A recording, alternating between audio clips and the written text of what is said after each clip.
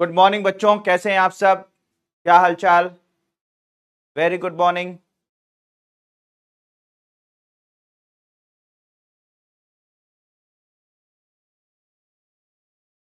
Good morning. Good morning बच्चों, कैसे हैं आप सब?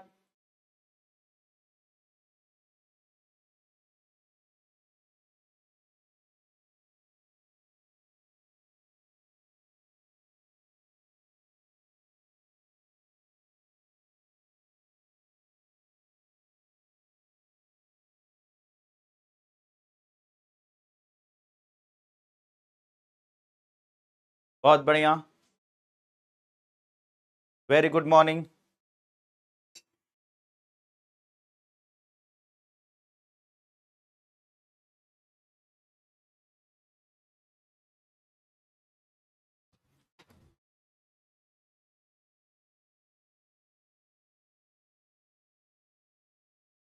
दिव्या पांडे कह रही हैं सर आपका हेयर स्टाइल आईपीएस कट का लगता है। हाँ, आईपीएस को पढ़ाते पढ़ाते आईपीएस जैसा ही हो जाता है।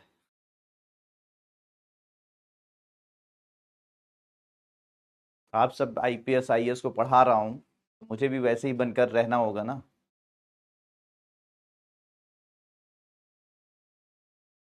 हो गया बच्चों? Good morning. आ गए आप सब? चलिए, अब हम लोग स्टार्ट करते हैं बच्चों। आज एक नया टॉपिक, बहुत ही इंटरेस्टिंग टॉपिक या स्टार्ट करते हैं। भारतीय अंतरिक्ष प्रौद्योगिकी यानी इंडियन स्पेस टेक्नोलॉजी पर बात करेंगे हम लोग। तो इंडियन स्पेस टेक्नोलॉजी की अगर बात की जाए, बहुत ही बेसिक से समझेंगे, एक एक चीज को हम लोग डिटेल में समझेंगे और एक एक चीज के इतने बेसिक से समझेंगे जिससे कि आपने कभी भी स्पेस टेक्नोलॉजी के बारे में पढ़ा हो, नहीं पढ़ा हो, जानते हो नहीं जानते हो, उससे कोई फर्क नहीं पड़ेगा।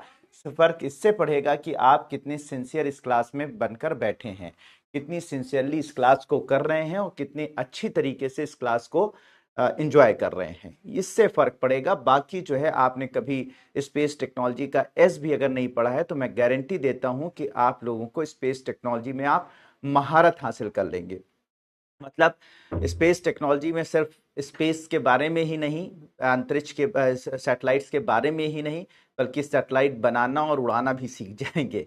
तो ओवरऑल यहाँ पर हम लोग बात करेंगे स्पेस टेक्नोलॉजी की बच्चों। तो space technology, Indian space technology की अगर हम शुरुआत की बात करें तो 1947 में, 1947 में जब भारत देश आज़ाद हुआ, भारत के पास बहुत सारी कमियां थी। मतलब इकोनॉमिकली हम लोग उतने स्ट्रांग नहीं थे। अंग्रेज पूरी तरीके से हमें लूट कर खसोट कर हमारे दो टुकड़े करके जा चुके थे।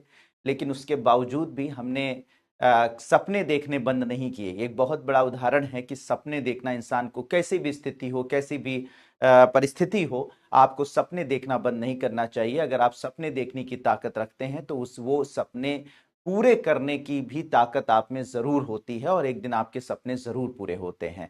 तो ये एक उम्मीद थी कि कुछ भी हो, हमारी कैसी भी स्थिति हो, लेकिन हमें एक दिन ऐसा होगा कि जैसे चाइना, सॉरी, अमेरिका, रशिया जैसे देश जो हैं वो अंतरिक्ष में जा रहे थे उस जमाने में, जब हम आज़ाद हुए थे। तो उसी जमाने में वहां पर अंतरिक्ष में जाने की होड़ मची हुई थी। तो वैसे एक ना एक दिन ऐसा आएगा, हम आज नींव रखेंगे तो कल एक दिन ऐसा आएगा जिस दिन जो है हम भी अंतरिक्ष की होड़ में, अंतरिक्ष की दौड़ में जो है इन सब की बराबरी कर सकेंगे। तो 1947 की आज़ादी के बाद बहुत सारे लोगों ने ये हमारे देश में सपना देखा कि कुछ भी हो, हमारी स्थिति कैसी भी हो, हम जरूर अंतरिक्ष के क्षेत्र में बेहतर कर सकते हैं। और इनमें सबसे बड़ा जो सपना देखा था, जिन्होंने लीड किया था इस सपने को, वो थे एक बहुत बड़े वैज्ञानिक जिनका नाम है विक्रम साराभाई। तो डॉक्टर विक्रम साराभाई, जो इस वक्त आपको चित्र दिख रहा है, उस महान व्यक्तित्व का है, उस महान व्यक्ति का है जिसने वो सपना देखा। ये विदेश में पढ़ रहे थे, चाहते तो वहां पर ही सेटल हो जाते, सब कुछ बेहतर था। लेकिन इसके बावजूद भी ये भारत में आए और भारत में आकर उन्होंने कहा कि भारत में हम अंतरिक्ष प्रौद्योगिकी के क्षेत्र में बहुत बड़े कारनामे करेंगे। तो फाइनली जो है विक्रम साराभाई ने इसकी नींव डाली। भारत में अंतरिक्ष प्रौद्योगिकी का जो पिता कहा जाता है, जनक कहा जाता है, वो कहा जाता है डॉक्टर विक्रम साराभाई को। इसके साथ पॉलिटिकल विल, मतलब ये जरूरी नहीं होता है कि वैज्ञानिक कितना भी चाह ले कि हम शानदार करेंगे, हम ऐसा कर देंगे, हम वैसा करते हैं। एक साइंस मतलब कह सकते हैं वैज्ञानिक कुछ भी सोच सकता है, लेकिन जब तक उसको पॉलिटिकल सपोर्ट नहीं मिलेगा, जब तक कि उसको राजनीतिक सपोर्ट नहीं मिलेगा, और खास करके उस वक्त में, आज तो हमारे पास सब कुछ है लेकिन उस वक्त तो कुछ भी नहीं था, तो उस वक्त पर कोई पॉलिटिकल सपोर्ट करे कि ठीक है तुमने सपने देखे हैं, कोई बात नहीं, हमारे लोग जो हैं वो भूखे हैं, हम लोगों के साथ दिक्कतें हैं, लेकिन हम आपके सपनों को के साथ हैं और हम आपको हर तरीके की सुविधाएं उपलब्ध कराएंगे। तो वो भी एक बहुत बड़ा फैक्टर होता है किसी देश की प्रगति में। तो इसमें एक बड़ी पॉलिटिकल विल थी डॉक्टर जवाहर, हमारे प्रथम प्रधानमंत्री डॉक्टर जवाहरलाल नेहरू की। उन्होंने इस सपने को एक उड़ान दी और हर तरीके से सपोर्ट किया कि भारत में अंतरिक्ष प्रौद्योगिकी का जो है वो नींव डाली जाए। तो हमारे ये दो व्यक्तित्व ऐसे हैं जिन्होंने भारत में अंतरिक्ष प्रौद्योगिकी की नींव डाली, डॉक्टर विक्रम साराभाई और दूसरे पंडित जवाहरलाल नेहरू। ठीक है, तो इसी सपनों को उड़ान देते हुए, इसी सपनों के बीज डालते हुए 1962 में 1962 में भारत में एक अंतरिक्ष प्रौद्योगिकी का संस्थान बना 1962 में, जिसको नाम दिया गया इनको स्पार। क्या नाम दिया गया? इनको स्पार, भारतीय राष्ट्रीय अंतरिक्ष अनुसंधान समिति इसको कहा गया, या इसको क्या बोला गया? इनको स्पार। ठीक है, इनको स्पार के नाम से इसको जाना गया। ठीक है, तो ये इनको स्पार नाम का अंतरिक्ष संस्थान बना, जिसका फुल फॉर्म था भारतीय राष्ट्रीय अंतरिक्ष अनुसंधान समिति। 1962 में स्टैब्लिश हुआ। बाद में जो है इसी 1962, तो याद रखिएगा भारत का पहला अंतरिक्ष अनुसंधान जो संस्थान बना वो इसरो नहीं था, बल्कि इनको स्पार था। इनको स्पार को ही मॉडर्नाइज किया गया और भी ज्यादा इसको इसके अंदर और भी मॉडर्नाइजेशन किया गया, और फिर 15 अगस्त 1969 को 15 अगस्त 1969 को हमारे इसरो की स्थापना हुई। तो जो इसरो की स्थापना हुई, इंडियन स्पेस रिसर्च ऑर्गेनाइजेशन, भारतीय अंतरिक्ष अनुसंधान संगठन की जो स्थापना हुई वो हुई 15 अगस्त 1969 को, जिसका मुख्यालय जो है वो भारत में बेंगलुरु को बनाया गया। इसका मुख्यालय भारत में बेंगलुरु को बनाया गया।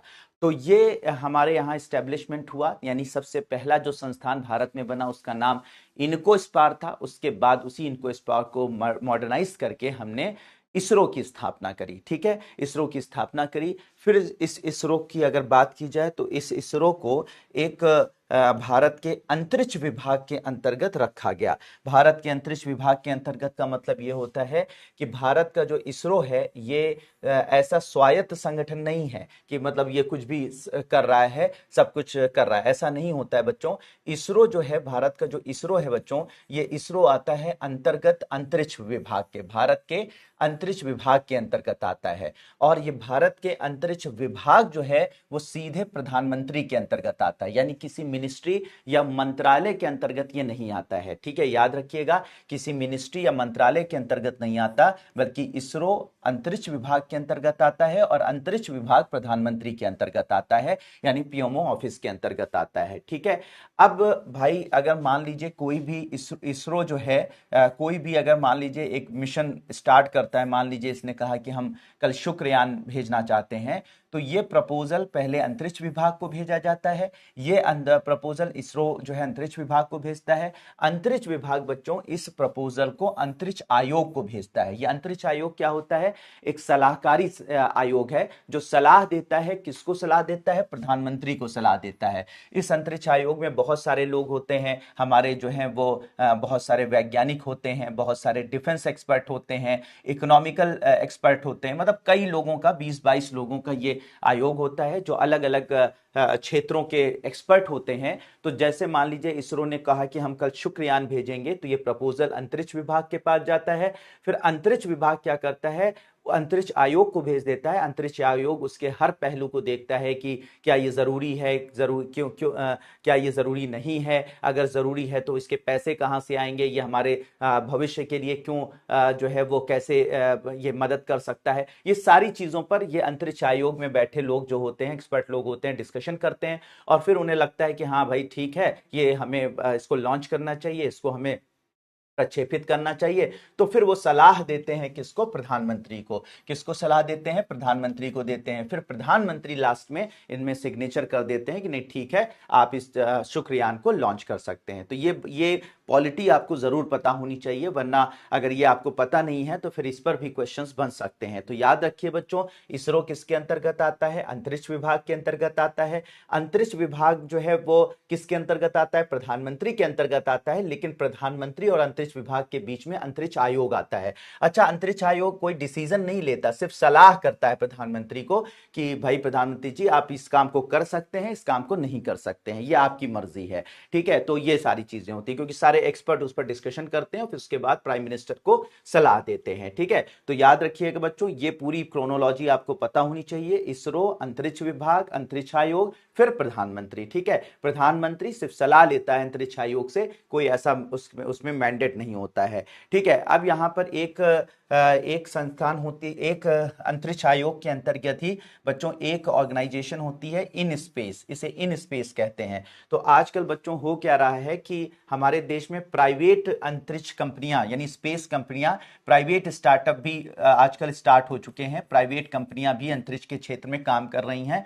तो ये जो प्राइवेट स्टार्टअप हैं, ठीक है, प्राइवेट स्टार्टअप्स हैं, तो इनके इनके और अंतरिक्ष आयोग के बीच, ठीक है, इनके और हमारा जो अंतरिक्ष विभाग के डिपार्टमेंट ऑफ स्पेस, ठीक है, डिपार्टमेंट ऑफ स्पेस के बीच, तो प्राइवेट स्टार्टअप जो अंतरिक्ष के क्षेत्र में काम करना चाह रहे हैं और डिपार्टमेंट ऑफ स्पेस, इनके बीच में जो एक संस्था समन्वय स्थापित करती है, यानी कि मतलब एक तरीके से दोनों में डील कराती है कि प्राइवेट एक स्टार्टअप आया, उसने कहा कि हम भैया यहां पर जो है वो एक अंतरिक्ष कंपनी बनाना चाहते हैं, तो डिपार्टमेंट ऑफ स्पेस इसको सहमति देता है। लेकिन ये देगा कैसे, इनकी सारी बातों को सुनेगा कैसे? तो इसमें बीच का काम, बिचौलिए का काम, इनके बीच में लिंक करने का काम ये कंपनी करती है, जिसका नाम होता है इन स्पेस। तो इन स्पेस क्या है? अंतरिक्ष विभाग के अंतर्गत ही आती है, जो प्राइवेट स्टार्टअप्स और डिपार्टमेंट ऑफ स्पेस के बीच में समन्वय स्थापित करती है। इसके अलावा कुछ हमारे प्रोडक्ट्स हैं, जैसे कि स्पेस की बात की जाए तो स्पेस में जैसे हम लोग कोई सैटेलाइट लॉन्च करते हैं किसी कंपनी का, किसी विदेशी कंपनी का, तो वो डील लेकर आना कि भाई आप इस कंपनी का जो है वो सैटेलाइट लॉन्च कर दो और हम जो है आपको इतने पैसे देंगे। तो ये सब जो डीलिंग होती है, ठीक है, डीलिंग होती है वो दो कंपनी, यानी हमारे अंतरिक्ष विभाग की, हमारी अंतरिक्ष विभाग की जो कह सकते हैं इकोनॉमिकल डीलिंग होती है, जो खरीद फरोख्त की डीलिंग होती है, जो लेन देन की डीलिंग होती है, जो पैसे का मामला होता है, वो ये दो कंपनियां संभालती हैं, एंट्रिक्स कॉर्पोरेशन लिमिटेड और न्यू स्पेस इंडिया लिमिटेड। तो कुल मिलाकर अंतरिक्ष के क्षेत्र, भाई अंतरिक्ष में कोई आप सैटेलाइट बना रहे हैं या कोई रॉकेट बना रहे हैं, तो उस सैटेलाइट रॉकेट बनाने के लिए कुछ सामान तो आप खरीदेंगे ना, चाहे देश में खरीदें चाहे विदेश में खरीदें। बहुत सारी आजकल विदेशी कंपनियां जो हैं वो, बहुत सारी विदेशी कंपनियां या विदेशी सरकारें हमसे सैटेलाइट लॉन्च करवा रही हैं, तो हम फ्री में थोड़ी ना लॉन्च करेंगे, हम उनसे पैसे लेंगे। तो हम कुछ उनसे खरीदते हैं विदेशियों से या देश में, तो हम उनको पैसे देते हैं। कुछ वो हमसे लॉन्च करवाती हैं तो वो हमको पैसे देती हैं। तो ये जो बिजनेस डीलिंग है, ठीक है, ये कौन करता है? अंतरिक्ष विभाग के अंतर्गत आने वाली एंट्रिक्स कॉर्पोरेशन लिमिटेड। ठीक है, तो ये एक तरीके से कॉर्पोरेट अफेयर्स देने का काम करता है, कहां सस्ता पड़ेगा कहां महंगा पड़ेगा, मतलब सारा ये बिजनेस जो डीलिंग होती है वो दो कंपनियां करती हैं, Antrix corporation limited, new space India limited करता है। तो बच्चों ये बात मुझे लगता है स्पष्ट हो गई होगी कि क्या क्या चीजें आती हैं इसके बारे में, इस पूरे चीजों के बारे में जानना। हमें लगता है भाई सिर्फ इसरो ही है, इसरो ही सब कुछ कर रहा है। नहीं बेटा, इसरो ही नहीं सब कुछ करता, बल्कि इसरो के साथ साथ और भी बहुत सारी चीजें हैं जो हमारे अंतरिक्ष विभाग के अंतर्गत आती हैं, जो काम करती हैं। फिर से देख लीजिए, फिर से एक बार रिवाइज कर दे रहा हूं, इसके बाद नहीं करूंगा, इसके बाद वीडियो जो है वो आप रिवाइज करके देखिएगा। ठीक है, फिर से देख लीजिए बच्चों, मैंने क्या बताया। भारत का इसरो मुख्य संगठन है जो कि स्पेस में रिसर्च करता है, लॉन्च करता है सैटेलाइट, रॉकेट्स बनाता है, ये सारा काम इसरो करता है। लेकिन इसरो जो है वो अंतरिक्ष विभाग के अंतर्गत आता है और अंतरिक्ष विभाग प्रधानमंत्री के अंतर्गत आता है। इसरो कोई भी प्रोजेक्ट लेकर आता है तो अंतरिक्ष विभाग को भेजता है, अंतरिक्ष विभाग अंतरिक्ष आयोग को भेजता है, अंतरिक्ष आयोग में बैठे हुए एक्सपर्ट सारी चीजों पर, सारे जो भी डायमेंशंस होते हैं, जो भी उसके पहलू होते हैं, उन पर रिसर्च करते हैं, उन पर सोचते, उन पर डिसीजन लेते हैं कि क्या वाकई में ये प्रोजेक्ट पास करना चाहिए कि नहीं पास करना चाहिए। अगर जैसा वो डिसीजन लेते हैं वो सलाह करते हैं प्रधानमंत्री को, प्रधानमंत्री उनके सलाहों को नजर में रखते हुए उस प्रोजेक्ट को जो है वो सहमति या असहमति देता है। तो इसरो अंतरिक्ष विभाग के अंतर्गत आता है, अंतरिक्ष विभाग प्रधानमंत्री के अंतर्गत, लेकिन एक सलाहकारी आयोग भी बीच में पड़ता है जिसे अंतरिक्ष आयोग कहते हैं। ठीक है, इन स्पेस क्या है, जो प्राइवेट कंपनियां आजकल अंतरिक्ष के क्षेत्र में काम कर रही हैं और डिपार्टमेंट ऑफ स्पेस यानी भारत का अंतरिक्ष विभाग, उनके बीच में डीलिंग करने का काम ये इन स्पेस नाम की कंपनी करती है जो अंतरिक्ष आयोग अंतरिक्ष विभाग के अंतर्गत आती है। इसके अलावा कमर्शियल डीलिंग, ठीक है, ये जो कमर्शियल जो है वो पब्लिक सेक्टर इंटरप्राइजेस, उसका फुल फॉर्म है कमर्शियल पब्लिक सेक्टर इंटरप्राइजेस, जो कि सामानों के खरीद फरोख्त या सैटेलाइटों को लॉन्च करने के लिए जो पैसे लिए जाते हैं या पैसे दिए जाते हैं, इन सब की जो डीलिंग होती है, यानी कि कुल मिला के वाणिज्यिक जो डीलिंग होती है वो करते हैं दो कंपनियां, Antrix corporation limited, new space India limited. ये दोनों किसके अंतर्गत आते हैं, अंतरिक्ष विभाग के अंतर्गत। तो होप मेरे प्यारे बच्चों किस तरीके से ये सारा सिस्टम काम करता है, कहां से हम शुरू हुए थे, कहां पर हम इस वक्त हैं, और किस किस तरीके का हमारा ये पॉलिटिकल एक पॉलिटी वाला स्ट्रक्चर है, ये भी मैंने आपको यहां पर बता दिया। तो होप कि ये बिल्कुल स्पष्ट हो गया होगा कि कैसे कैसे काम किए जाते हैं। ठीक है, तो जल्दी से इसे नोट कर लीजिए। ठीक है, ये बहुत इंपॉर्टेंट है। बिल्कुल बात क्लियर है बच्चों?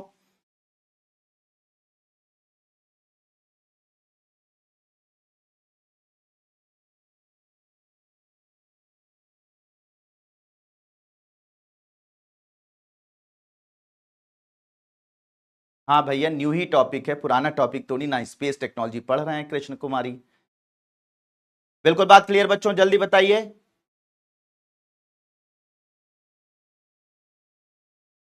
अब इसे नोट कर लीजिए।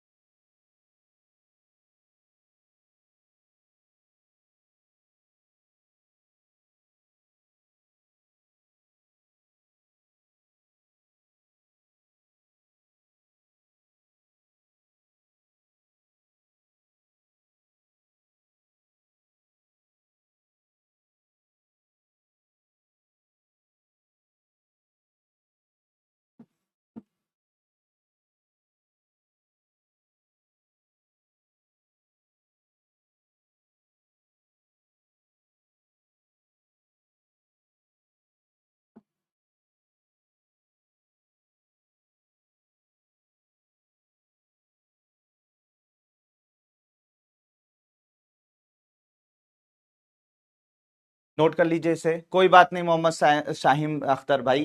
ठीक है, आप क्लास में बने रहिए। आपसे ज्ञान लेने की मुझे जरूरत नहीं है कि मुझे कैसे समझाना है। ठीक है, हर टॉपिक, हर एक चीज का अपना जो है वो क्लेवर होता है।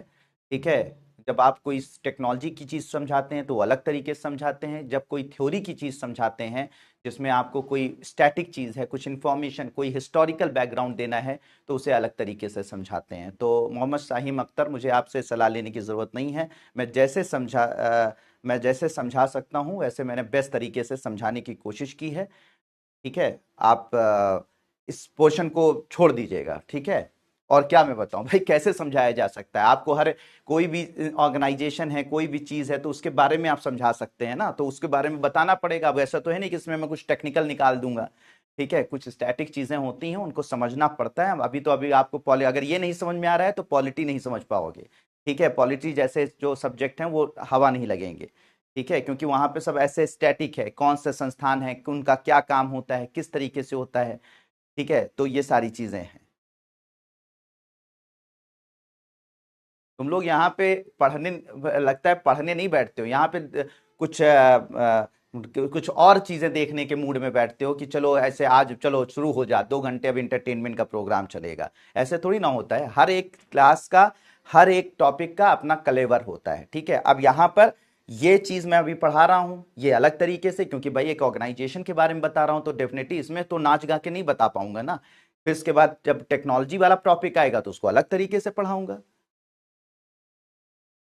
आके ज्ञान देने लगते हैं, अभी कल के पैदा हुए हैं और ज्ञान देने लगते हैं हमें, रुक रुक कर समझा रहे हैं।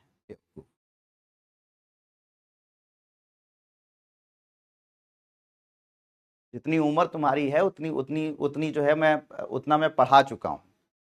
ठीक है, पहले अपने अंदर चेंजेस लाओ और फिर बताएंगे कि नहीं सर आप बहुत ऐसे हैं वैसे हैं तो हैं।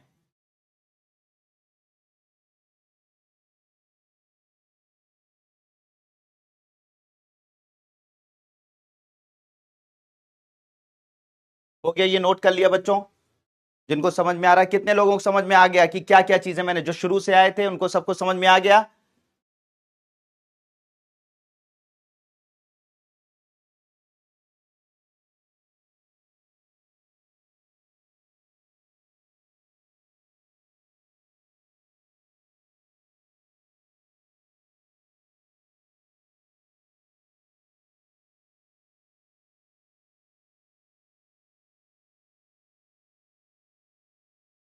बहुत बढ़िया,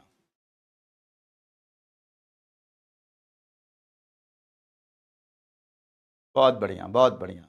एक ज्ञानी आए थे ना, वो ज्ञानी आए थे, वो बता रहे थे कि नहीं सर आपको ऐसे पढ़ाना चाहिए, हमको पढ़ाना बता रहे हैं।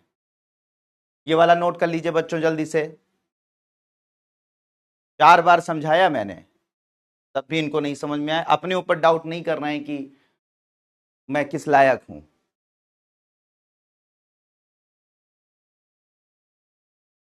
इसको नोट कर लीजिए।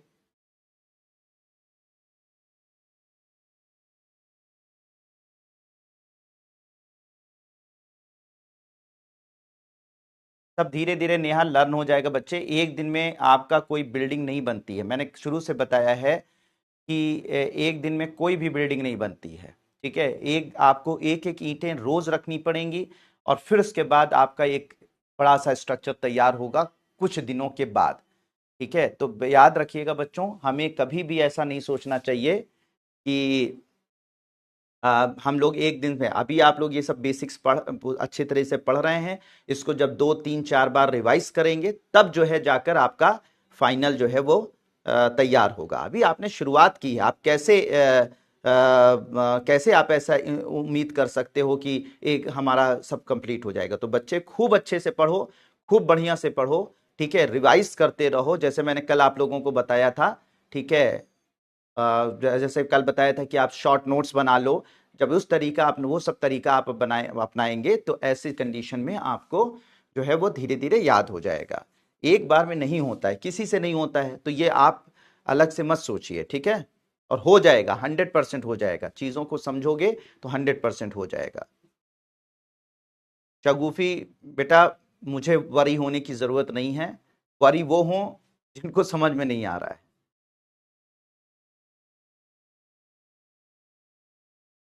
जिनको 4 बार समझाने पर भी नहीं समझ में आ रहा है वो वरी हूं।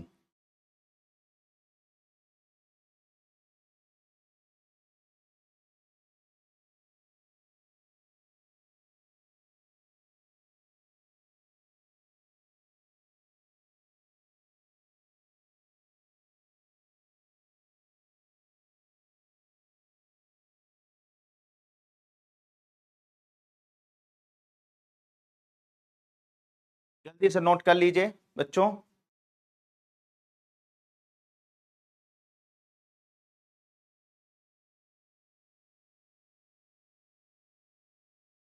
शाहीम अख्तर, 2 घंटे क्लास बैठकर अच्छे से कर लीजिए, उसके बाद सब समझ में आएगा, सारी चीजें समझ में आएंगी, बहुत अच्छे से समझ में आएंगी। थोड़ा पेशेंस रख के क्लास करिए, सीधे सीधे डायरेक्ट डायरेक्ट टीचर पर ब्लेम मत करना शुरू कर दिया कीजिए।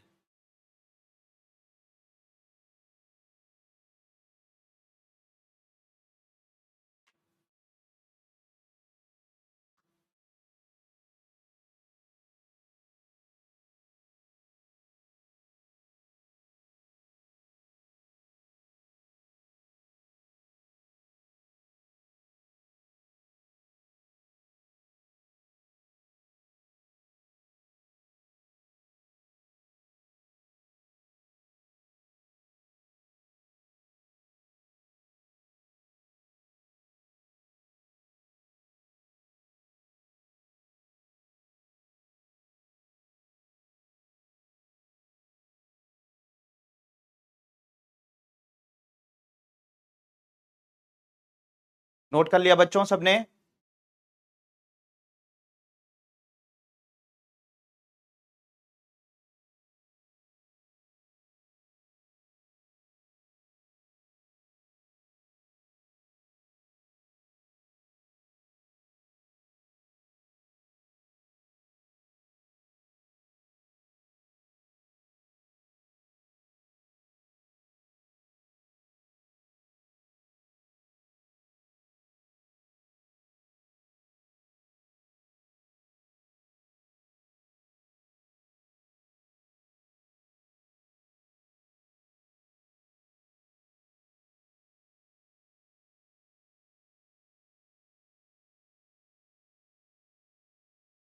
हो गया बच्चों? चलो ठीक है, जिन लोगों ने इसको नहीं किया था जल्दी से 1 मिनट में, अगर जिनका छूट गया था नोट कर लें। बस 1 मिनट का वक्त दूंगा, नहीं तो बाद में आप नोट कर लीजिएगा। आगे बढ़ते हैं।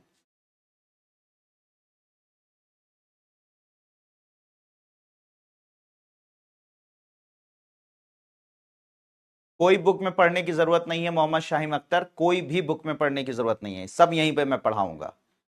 ठीक है, सब यहीं पे पढ़ाऊंगा, यहीं पर आपको तैयार कराऊं। बुक में पढ़ने जाओगे तो सर के बाल नोच लोगे, ऐसी ऐसी चीजें दी हुई हैं। वहां के चक्कर में मत पड़िए, यहां पर बात करिए। It's okay. हो गया बच्चों? चलिए, अब जैसे बच्चों मैंने बताया था कि अंतरिक्ष प्रौद्योगिकी के बारे में, जैसे मैंने आप लोगों को बताया था कि हम लोग इसमें सैटेलाइट्स को लॉन्च करते हैं, हम लोग इसमें रॉकेट को लॉन्च करते हैं, हम अंतरिक्ष में अनुसंधान का काम करते हैं। अंतरिक्ष के क्षेत्र में कैसे तारों का विकास हुआ, कैसे जो है इस ब्रह्मांड की उत्पत्ति हुई, कैसे ये ब्रह्मांड बना, कैसे ब्रह्मांड में इस वक्त जो चीजें मौजूद हैं कैसे हैं, इसका भविष्य क्या होगा। तो ये सब चीजें हम लोग क्या करते हैं बच्चों, पढ़ते जानते हैं, रिसर्च करते हैं। ठीक है, अंतरिक्ष प्रौद्योगिकी में हम सैटेलाइटों को छोड़ते हैं, ये सब करते हैं। तो ऐसा करने वाला भारत का जो संस्थान है, भारत का ऑर्गेनाइजेशन जो है, वो कौन है? इसरो है। मैंने उसके बारे में बताया कि 15 अगस्त 1969 में उसकी स्थापना हुई, बेंगलुरु में उसका हेड ऑफिस बनाया गया, और तब से वहां पर अंतरिक्ष में जो है वो के क्षेत्र में काम कर रहा है, इसरो है। ऐसी ही दुनिया की और भी ऑर्गेनाइजेशन है, और भी संस्थाएं हैं, सरकारी संस्थाओं की मैं बात कर रहा हूं, जो कि अंतरिक्ष के क्षेत्र में अनुसंधान करती हैं, अंतरिक्ष में सैटेलाइट्स को छोड़ती हैं, अंतरिक्ष में रॉकेट्स को भेजने का काम करती हैं। ठीक है, चंद्रमा पर जाने का काम करती हैं, मंगल पर जाने का काम करती हैं। तो ऐसी जो सरकारी संस्थाएं जो कि अलग अलग देशों की हैं, उन्हें हम अलग अलग नाम से जानते हैं। हम लोग एक सिंपल सा नाम जानते हैं, नासा, अमेरिका की है, नासा के बारे में तो सब लोग जानते हैं। लेकिन और भी कौन सी टॉप एजेंसियां हैं, टॉप संस्थाएं हैं जो अंतरिक्ष के क्षेत्र में अनुसंधान कर रही हैं, अंतरिक्ष के क्षेत्र में रॉकेट्स भेज रही हैं, तो इनका पता होना हमारे लिए जरूरी है। क्योंकि जब न्यूज़पेपर में आता है तो लिखा रहता है जक्सा ने भेजा, जब जब उस पर न्यूज़पेपर में लिखा आता है तो लिखा रहता है कि सीएनएसए ने भेजा। ठीक है, न्यूज़पेपर में आता है तो रॉसकॉस्मोस ने भेजा, तब आपको समझ में नहीं आता ये क्या है। नासा तो हमने सुन रखा है, इसरो भी हमने सुन रखा है, लेकिन नासा और इसरो के अलावा जो है और संस्थाएं ये कौन सी हैं, तो आपको समझ में शायद उस वक्त नहीं आता है। ठीक है, तो अब यहां पर बच्चों समझिएगा कि अलग अलग जो दुनिया के सरकारी संस्थान हैं जो अंतरिक्ष के क्षेत्र में काम करते हैं, ठीक है, उनमें से अमेरिका का जो है वो अमेरिका का है, उसे नासा कहते हैं। क्या बोलते हैं? नासा। ये आपको पता है, ये मैं सिर्फ आपको एक बार पता बता दे रहा हूं कि हर दुनिया के हर देश, जैसे हमारे यहां अंतरिक्ष अनुसंधान के लिए जो संगठन मौजूद है उसे इसरो कहते हैं, ठीक है, अमेरिका वाले को नासा कहते हैं। इसी तरीके से अदर देशों के भी हैं, और ये सब न्यूज़पेपर में आते रहते हैं, तब आपको समझ में नहीं आता, यहां पे आपको समझ में आ जाएगा। ठीक है, तो अब जैसे अमेरिका है, तो अमेरिका का जो अंतरिक्ष में अनुसंधान करने वाला संगठन है, उसका फुल फॉर्म है national aeronautics and space administration, NASA इसे कहते हैं। चाइना का जो स्पेस एजेंसी है उसे चाइना नेशनल स्पेस एडमिनिस्ट्रेशन बोलते हैं, शॉर्ट में उसे सीएनएसए कहते हैं। ठीक है, चाइना नेशनल स्पेस एडमिनिस्ट्रेशन। इसी तरीके से यूरोपीय संघ का जो है यानी कि ईयू, जिसे हम लोग यूरोपीय संघ बोलते हैं, तो ईयू का है ईएसए। ईएसए का मतलब यूरोपीय स्पेस एजेंसी कहा जाता है, ईयू।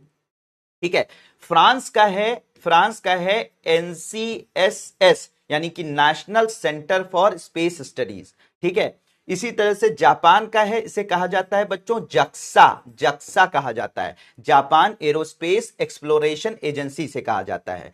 इसी तरह से रशिया का जो स्पेस एजेंसी है उसे हम लोग रॉस कॉस्मोस कहते हैं, रॉस कॉस्मोस के नाम से जाना जाता है। रॉस कॉस्मोस इसका फुल नेम है Ross Cosmos state corporation for space activities, ये रशिया का है। और इंडिया का आपको पता ही है, इंडिया का कहा जाता है इसरो। तो ये दुनिया के वो टॉप सरकारी एजेंसियां हैं, सरकारी एजेंसियां हैं, गवर्नमेंट एजेंसियां हैं, ये सारी की सारी गवर्नमेंट एजेंसियां हैं जो कि अंतरिक्ष के क्षेत्र में अनुसंधान कर रही हैं, अंतरिक्ष के क्षेत्र में रॉकेट भेज रही हैं, अंतरिक्ष के क्षेत्र में सैटेलाइट भेज रही हैं। तो अमेरिका की नासा, चाइना की सीएनएसए, यूरोपीय स्पेस एजेंसी की ईएसए, ठीक है, फ्रांस की एनसीएसएस, जापान की जक्सा, रशिया की रॉसकॉस्मोस और इंडिया की इसरो। तो ये आपको पता होना चाहिए कि हर देश की स्पेस एजेंसी को क्या बोलते हैं। अभी हम लोग आगे चैप्टर में देखेंगे ना, हर स्पेस एजेंसी का नाम क्या होता है, कैसे होता है, तो वहां पर हम इस चीज को समझने की कोशिश, तब आपको समझ में आ जाएगा कि मैं किसकी बात कर रहा हूं। अभी मैं आपको बताऊंगा चंद्रयान जो है हम और इसरो और जक्सा मिलकर भेज रहे हैं, तो आपको समझ में आ जाएगा जक्सा का क्या मतलब है। तो इसे आप जरूर नोट कर लीजिए कि हर देश की स्पेस एजेंसियों को क्या क्या कहते हैं, यहां पर दिया हुआ है, इसे नोट कर लीजिए जल्दी से। हाँ, इंडिया में प्राइवेट एजेंसी भी हैं, उसके बारे में हम लोग बाद में बात करेंगे, उसके बारे में बात करेंगे। अभी हम सरकारी एजेंसियों की बात कर रहे हैं कि वो स्पेस एजेंसियां जो भारत में दुनिया में काम कर रही हैं, ठीक है। कोई बात नहीं मोहम्मद शाहीम अख्तर, अब आप चुपचाप इसे समझिए बेटा, मेरे मेरे कलेजे के टुकड़े, अब खूब अच्छे से समझिए इसको। आपको कुछ गिल्ट में लाने की जरूरत नहीं है, ठीक है। अब इसे देखिए, आप लोग ये समझ गए ना, जैसे हम लोग स्पेस एजेंसियां जो होती, सिंपल सी बात है, अंतरिक्ष में अनुसंधान करने के लिए, रॉकेट भेजने के लिए, सैटेलाइट भेजने के लिए, इन सब ऐसी बहुत सारी सरकारी संस्थाएं होती हैं जो अलग अलग देशों में होती हैं और अलग अलग तरीके से अपने देश के सैटेलाइट्स को और रॉकेट्स को भेजती हैं। जैसे इंडिया की इसरो है, वैसे ही अमेरिका की नासा है, वैसे ही चाइना की सीएनएसए है। वही मैं यहां पर बता रहा हूं, कुछ नई बात नहीं बता रहा हूं, कुछ अलग बात नहीं बता रहा हूं, ठीक है। इसको मैं सिर्फ समझा रहा हूं, और अभी टेक्निकल पार्ट पे आएंगे तो और मजा आएगा, पहले इसे नोट कर लीजिए।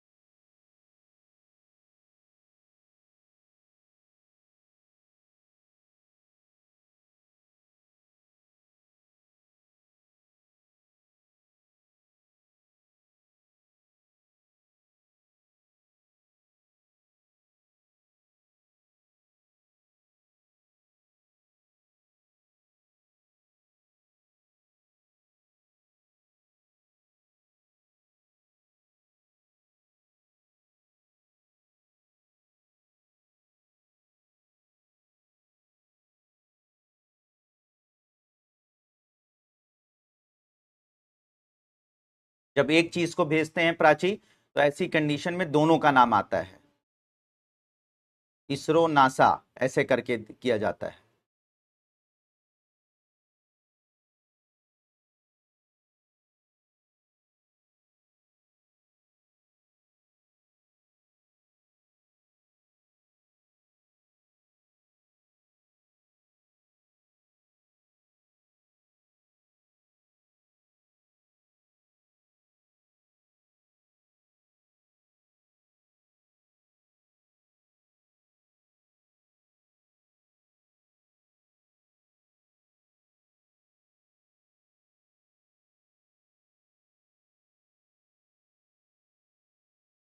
Thank you Shagun. Third number पर लिखा है, थर्ड नंबर पर लिखा है ईएसए, ईएसए, ईएसए का मतलब होता है यूरोपीय स्पेस एजेंसी, यूरोपीय स्पेस एजेंसी, यूरोपीय संघ, ठीक है। बहुत सारे यूरोप देशों का एक संघ है ना बच्चों, इसे यूरोपीय संघ कहते हैं। यूरोपीय संघ की स्पेस एजेंसी को यूरोपीय स्पेस एजेंसी कहते हैं। थैंक यू शगुन।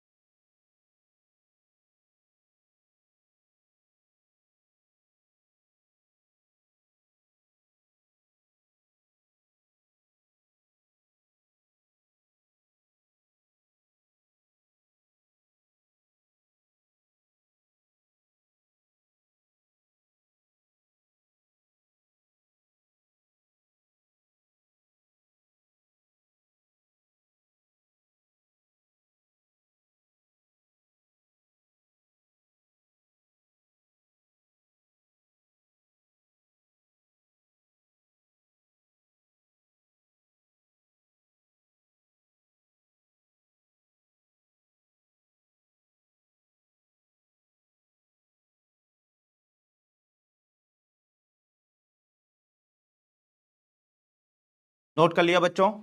चलो, बहुत अच्छी बात है। तो आप लोगों ने ये सारी की सारी स्पेस एजेंसीज के बारे में नोट कर लिया। अब देखिए, सबसे पहले बच्चों हम लोग सैटेलाइट और लॉन्च व्हीकल्स के बारे में पहले जानेंगे, फिर उसके बाद तो हम लोग कैसे पढ़ेंगे इस पूरे। अब थोड़ा सा हम लोग टेक्निकल पार्ट में आते हैं। अब बहुत ज्यादा मजा आएगा, क्योंकि अभी तक स्टैटिक पार्ट था, तो कुछ इंफॉर्मेशन जरूरी होती हैं जो एग्जाम में पूछी जा सकती हैं, तो उसके बारे में मैं बता रहा था। अब थोड़ा सा टेक्निकल पार्ट में आते हैं। तो टेक्निकल पार्ट में अगर बच्चों बात करें, तो सबसे पहले हम लोग सैटेलाइट्स क्या होते हैं, उपग्रह क्या होते हैं, उन उपग्रह को सबसे पहले पढ़ेंगे। उपग्रह क्या चीजें होती हैं, उपग्रह के फिर उसके बाद उपग्रह जो हमारा सैटेलाइट सिस्टम है भारत का, तो भारत का ठीक है, उपग्रह तंत्र जो है भारत के, उनके बारे में पढ़ेंगे। ठीक है, सैटेलाइट सिस्टम। फिर हम लोग लॉन्च व्हीकल यानी प्रक्षेपण यान, जिससे सैटेलाइट्स को लॉन्च करते हैं। ठीक है, सैटेलाइट को यान लॉन्च करते हैं, प्रक्षेपण यान रॉकेट्स, उनके बारे में पढ़ेंगे। कितने प्रकार के होते हैं, कैसे सैटेलाइट को ले जाते हैं। इसके बाद हम लोग जो हैं वो अंतरिक्ष जो अभियान किए गए हैं भारत की तरफ से, या विश्व में जो इंपॉर्टेंट अंतरिक्ष अभियान है, उन अंतरिक्ष अभियानों के बारे में देखेंगे, जिसमें चंद्रयान, मंगलयान, ठीक है, मंगलयान, इसके अलावा जो है सूर्ययान, ठीक है, और फ्यूचर में हम जो है वो शुक्रयान सब भेज रहे हैं, वो सब चीजें देखेंगे। तो सबसे पहले हम लोग उपग्रहों के बारे में देखते हैं। ठीक है, उपग्रहों के बारे में देखते हैं। तो बच्चों आपको पता होना चाहिए, ध्यान से समझ लीजिएगा, बिल्कुल अब बिल्कुल ABCD से पढ़ा रहा हूं।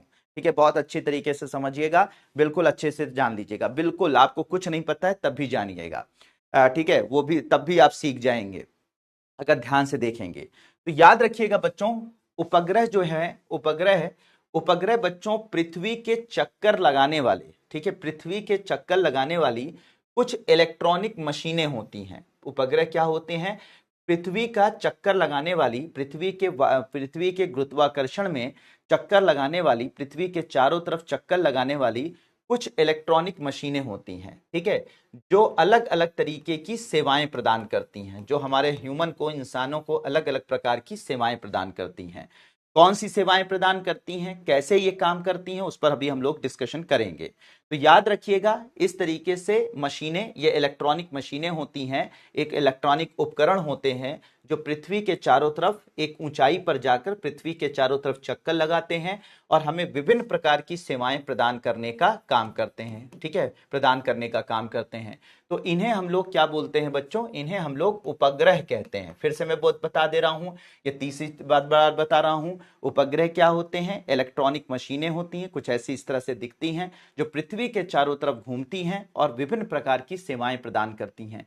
तो इसे हम लोग क्या बोलते हैं, उपग्रह के नाम से जानते हैं। ठीक है, इन उपग्रहों को अंतरिक्ष में, यानी कि पृथ्वी की सतह से कुछ दूरी पर अंतरिक्ष में भेजने का काम कुछ रॉकेट्स करते हैं, जो आप न्यूज़पेपर वगैरह में या आप लोगों ने कभी टीवी यूट्यूब पर देखा होगा। तो कुछ रॉकेट्स करते हैं, इन अंतरिक्ष उपग्रहों को अंतरिक्ष में भेजने का काम करते हैं, और इसे कहा जाता है बच्चों लॉन्च व्हीकल। क्या बोला जाता है, लॉन्च व्हीकल कहा जाता है। यानी वो रॉकेट जो उपग्रहों को अंतरिक्ष में भेजने का काम करते हैं, उन्हें लॉन्च व्हीकल बोलते हैं, या उन्हें प्रक्षेपण यान कहते हैं। या क्या बोला जाता है, प्रक्षेपण यान कहा जाता है, प्रक्षेपित करना, भेजना। ठीक है, लॉन्च व्हीकल। तो बेसिक समझ लीजिए कि उपग्रह क्या है बच्चों, मशीनें हैं, वो मशीनें जो पृथ्वी के चारों तरफ चक्कर लगाती हैं और पृथ्वी को विभिन्न प्रकार की सेवाएं प्रदान करती हैं। ये कैसे करती हैं अभी आगे हम लोग समझेंगे। ठीक है, और इनको अंतरिक्ष में ले जाने का काम, इनको जो है वो उसमें स्पेस में ले जाने का काम जो है कौन करते हैं, ये रॉकेट्स करते हैं। इसी में रखकर इनको भेजा जाता है, अंतरिक्ष में भेजा जाता है, लॉन्च किया जाता है। इन्हें लॉन्च व्हीकल या प्रक्षेपण यान कहा जाता है। इन रॉकेट्स को लॉन्च व्हीकल या प्रक्षेपण यान कहा जाता है। तो बेसिकली अगर किसी इंसान को यह भी स्पष्ट नहीं होगा कि सैटेलाइट और साथ ही साथ प्रक्षेपण यान क्या होता है, इसमें अगर डिफरेंस क्लियर नहीं होगा, तो वो भी डिफरेंस आज क्लियर हो गया होगा, क्योंकि बहुत सारे लोग रॉकेट को ही कभी कभी जो है सैटेलाइट भेज देते हैं। तो अगर इस लेवल का भी आपका कॉन्सेप्ट नहीं क्लियर है, तो ये बात स्पष्ट हो गई होगी कि अंतरिक्ष में जो है वो सैटेलाइट्स अलग होते हैं और उनको भेजने वाले रॉकेट्स, जिन्हें प्रक्षेपण यान कहते हैं, वो अलग होते हैं। तो ये मशीनें होती हैं जो अलग अलग प्रकार की सेवाएं सेवाएं प्रदान करती हैं, कैसी करती हैं मैंने कहा अभी आप हम लोग डिटेल में डिस्कस करेंगे। और ये होते हैं रॉकेट जो कि इन सैटेलाइट्स को अंतरिक्ष में ले जाने का काम करते हैं। इन्हें प्रक्षेपण यान या इन्हें लॉन्च व्हीकल्स के नाम से जानते हैं। ठीक है बच्चों, ठीक है। हाँ, इलेक्ट्रॉनिक वस्तुएं ही हो क्योंकि इसमें इलेक्ट्रॉनिक इंस्ट्रूमेंट होता है। इलेक्ट्रॉनिक मतलब सब कुछ इलेक्ट्रॉनिक तरीके से इसमें मौजूद होता है। इसमें कैमरे लगे होते हैं और भी बहुत सारी चीजें होती हैं। ठीक है, अब बात करते हैं बच्चों, एक एक की बात करते हैं, उपग्रह की बात करना शुरू करते हैं। सबसे पहले मैंने जैसा आपको बताया था कि मैं आपको उपग्रह यानी कि सैटेलाइट्स के बारे में बताऊंगा। तो सैटेलाइट्स के बारे में अगर बताऊंगा, ठीक है, तो सबसे पहली बात याद रखिएगा बच्चों, ध्यान से देखिएगा कि मान लीजिए यह हमारा पृथ्वी है, अच्छी से समझिएगा, यह हमारी पृथ्वी है और यह पृथ्वी के चारों तरफ अगर पृथ्वी के गुरुत्वीय क्षेत्र में, पृथ्वी के गुरुत्वाकर्षण क्षेत्र में पृथ्वी के चारों तरफ अगर कोई भी ऑब्जेक्ट, कोई भी पिंड अगर चक्कर लगाता है, अगर कोई भी ऑब्जेक्ट चक्कर लगाता है, तो इस को हम लोग क्या बोलते हैं बच्चों? उपग्रह कहते हैं। क्या बोलते हैं? उपग्रह कहते हैं। ठीक है, तो याद रखिएगा पृथ्वी के गुरुत्व क्षेत्र में अगर कोई भी पिंड, ठीक है, कोई भी पिंड चाहे वो प्राकृतिक हो या कोई मशीन हो, अगर उसके पृथ्वी के चारों तरफ चक्कर लगाती है तो उसे हम लोग उपग्रह कहते हैं। और ये जो उपग्रह होते हैं दो प्रकार के होते हैं, एक होता है प्राकृतिक उपग्रह, ठीक है, प्राकृतिक उपग्रह। और प्राकृतिक उपग्रह का उदाहरण अगर देखा जाए तो हमारा जो चंद्रमा है ये प्राकृतिक उपग्रह है। मून जो है हमारा बच्चों ये क्या है? प्राकृतिक उपग्रह है। दूसरा कैसे प्राकृतिक उपग्रह, ये भी पृथ्वी के चारों तरफ चक्कर लगाता है, तो ये प्राकृतिक उपग्रह हो गया। और कुछ उपग्रह इंसान जो है अपने हिसाब से निर्मित करता है, मानव कृत्रिम तरीके से निर्मित करता है, यानी कि उसे बनाता है, ठीक है, अपने कुछ सेवा कुछ फायदे लेने के लिए, कुछ जो है वो उस बेनिफिट्स लेने के लिए। तो ऐसे मशीन, ऐसी मशीनें, ऐसी इलेक्ट्रॉनिक मशीनें या ऐसे इलेक्ट्रॉनिक उपकरण जिसको इंसान बनाता है और इंसान बनाकर उसको पृथ्वी के चारों तरफ घुमाता है और पृथ्वी के चारों तरफ वो घूमते हुए हमें जो है वो इंफॉर्मेशंस देती हैं, उन्हें हम लोग क्या बोलते हैं? कृत्रिम उपग्रह कहते हैं। क्या बोलते हैं? कृत्रिम उपग्रह या आर्टिफिशियल सैटेलाइट्स के नाम से जानते हैं। ठीक है, तो कृत्रिम उपग्रह या फिर क्या बोला जा सकता है इसे? मानव निर्मित उपग्रह, मानव निर्मित उपग्रह या कृत्रिम उपग्रह के नाम से इसे जानते हैं। जो इंसान बनाता है अपनी कुछ सेवाएं लेने के लिए, उसे हम लोग बोलते हैं मानव निर्मित उपग्रह या कृत्रिम उपग्रह के नाम से जानते हैं। अब ये कृत्रिम उपग्रह क्या होते हैं, कैसे काम करते हैं, इस पर हम समझने का प्रयास करते हैं। तो याद रखिएगा बच्चों, पृथ्वी के गुरुत्व क्षेत्र में, अंतरिक्ष में पृथ्वी के चारों तरफ चक्कर लगाने वाले जो पिंड होते हैं उन्हें उपग्रह कहते हैं। अगर वो प्राकृतिक है जैसे चंद्रमा तो उसे प्राकृतिक उपग्रह, और अगर उसे इंसान ने बनाया है तो उसे कृत्रिम उपग्रह या मानव निर्मित उपग्रह कहते हैं। अब ये कृत्रिम उपग्रह कैसे काम करते हैं, क्या क्या हमें सेवाएं देते हैं, इस पर हम लोग डिस्कशन करते हैं। पहले इसे नोट कर लीजिए, बिल्कुल एबीसीडी से बता रहा हूं बच्चों, ठीक है, ध्यान से समझिएगा, ठीक है, जल्दी से इसे नोट कर लीजिए।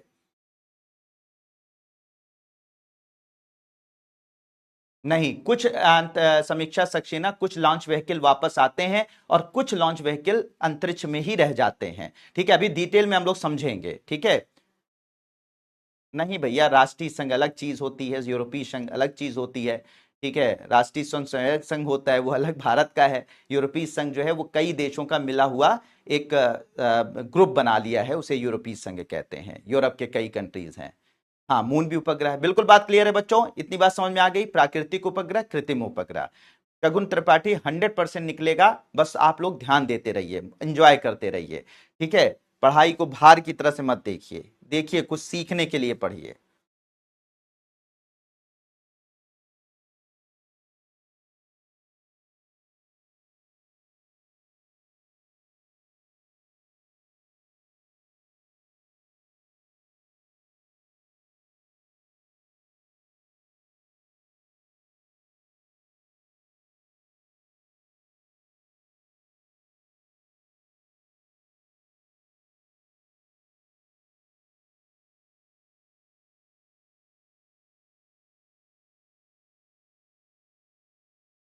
हो गया बच्चों? हाँ, बिल्कुल बात क्लियर। चलो, अब हम लोग बात करते हैं बच्चों कृत्रिम उपग्रह की, यानी कि जिसे इंसानों ने बनाया है।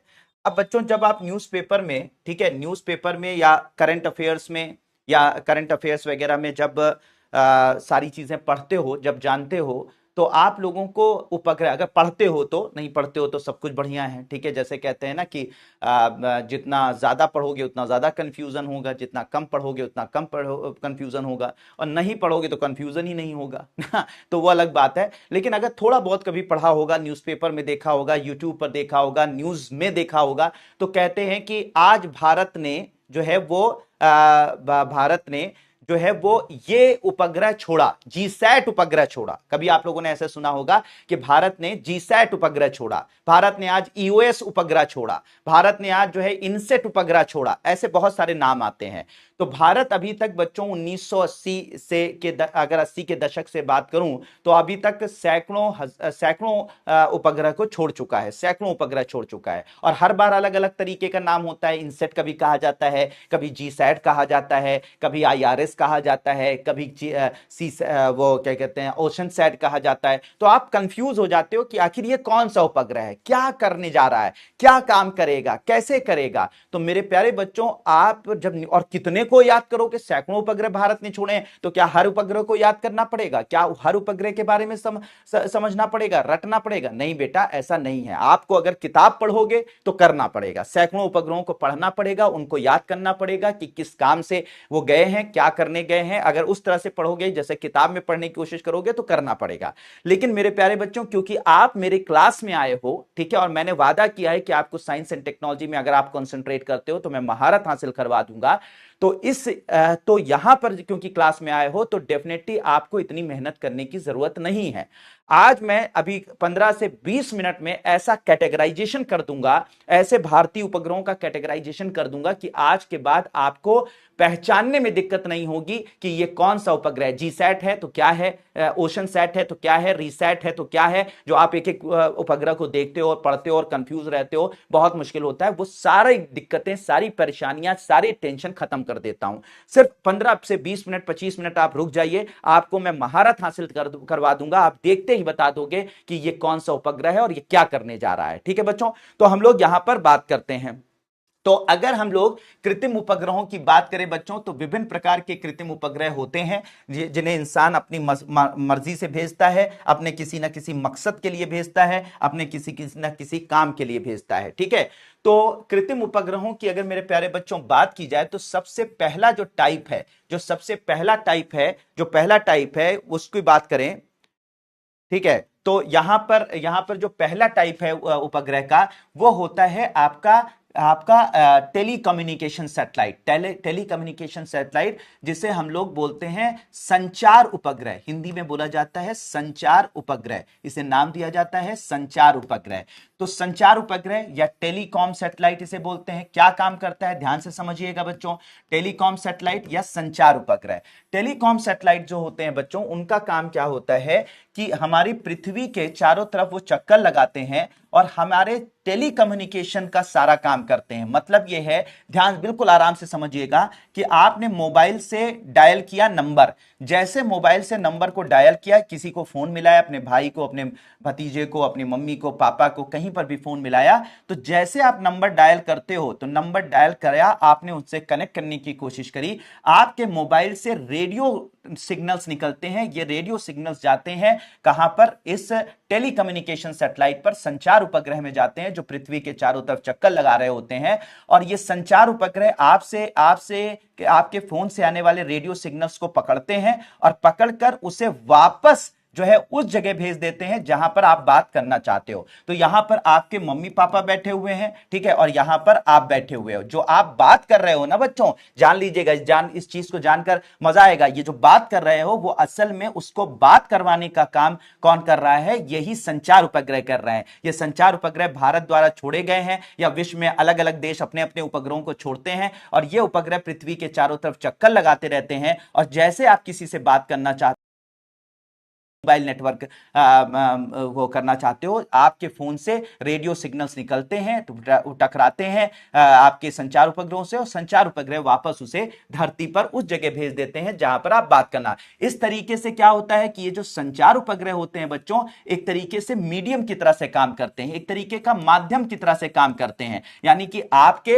और उनके बीच में, आपके प्रियजनों के बीच में ये माध्यम का काम करते हैं, आपको बात करवाने का, आपको इंफॉर्मेशन लेने के माध्यम की तरह से ये काम करते हैं। तो ऐसे उपग्रह जो पृथ्वी के चारों तरफ बच्चों चक्कर लगाते हैं, चारों तरफ चक्कर लगाते हैं और आपको टेलीकम्युनिकेशन करने में मदद करते हैं, आपको फोन पर बात करने में, अगर आप फोन पे बात करते हैं तो फोन पर बात करने में ये आपके फोन से बात करने में आपकी मदद करते हैं, ठीक है, से बात करने में मदद करते हैं। इसके अलावा जो ये आपको इंटरनेट मिल रहा है, ये इंटरनेट भी इन्हीं संचार उपग्रहों के माध्यम से ही मिलता है। इसके अलावा जो आप टीवी देखते हैं ये भी इन्हीं के माध्यम से मिलता है। इसके अलावा जो आप रेडियो सुनते हैं ये भी इन्हीं के माध्यम से आपको मिलता है, ठीक है। रेडियो जो आप मान लीजिए कहीं पर मैच चल रहा है, मतलब कहीं पर आपको क्रिकेट मैच चल रहा है, अब इस क्रिकेट मैच को रिकॉर्ड किया जाता है और वहां पर बड़े बड़े टावर्स लगे होते हैं, उस रिकॉर्डिंग को क्या करते हैं, रेडियो सिग्नल्स में बदलकर सैटेलाइट को भेजते हैं। सैटेलाइट उसे उन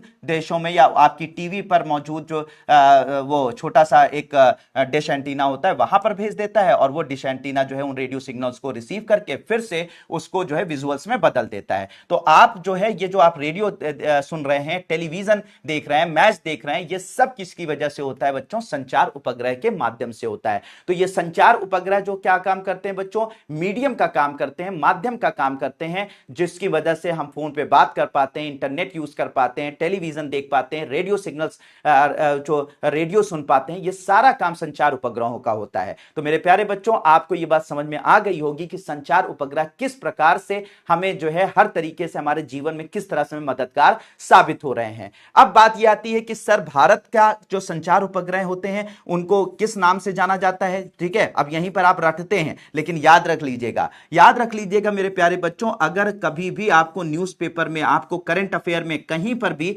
अगर इनसेट श्रृंखला के उपग्रह दिख जाए, इनसेट श्रृंखला के उपग्रह का मतलब कि INSAT 1A, INSAT 1B, INSAT 1C, INSAT 1D, INSAT 1E, अगर ऐसे उपग्रह आपको दिख जाए, किस नाम से उपग्रह आपको दिख जाए, INSAT 1A, 1B, 1C, 1D, ऐसा कुछ भी दिख जाए, आप आंख बंद करके बता दीजिएगा, आपको कुछ सोचने की जरूरत नहीं है, आप बता दीजिएगा ये संचार उपग्रह है, ठीक है। तो ऐसे बहुत सारे आपको उपग्रह देखने को मिलेंगे, कभी इनसेट 1A के नाम से होगा, कभी इनसेट 1B के नाम से होगा, कभी इनसेट 1C के नाम से होगा। तो ये सारे उपग्रह जो इनसेट 1A, 1B, 1C या 2A, 2B, 2C के नाम से होते हैं वो सब क्या है, संचार उपग्रह हैं। इसके अलावा बच्चों अगर आपको जीसैट नाम के उपग्रह दिख जाएं, जीसैट 1, जीसैट 2, जीसैट 3, जीसैट 4, ऐसे कुछ भी नाम के उपग्रह अगर आपको दिख जाए तो आप तुरंत समझ जाइएगा कि ये भी टेलीकम्युनिकेशन सैटेलाइट्स हैं, यानी कि सुदूर संचार उपग्रह हैं। इसके अलावा अगर आपको सीएमएस नाम का उपग्रह अगर आपको दिख जाए, सीएमएस श्रृंखला का, सीएमएस 01 है, सीएमएस 02 है, सीएमएस 03 है,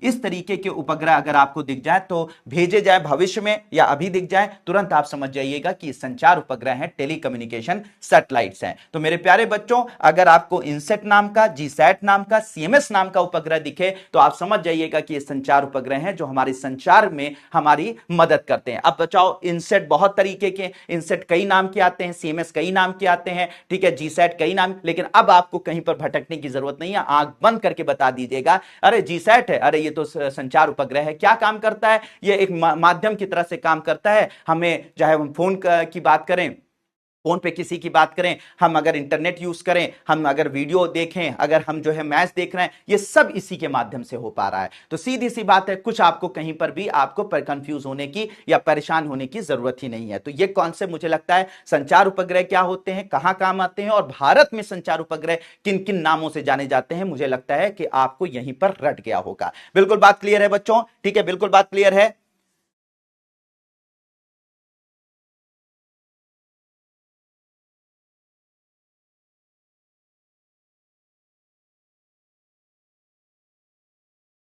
हाँ, 24 घंटे काम करते रहते हैं उमा शर्मा, 24 घंटे काम करते रहते हैं।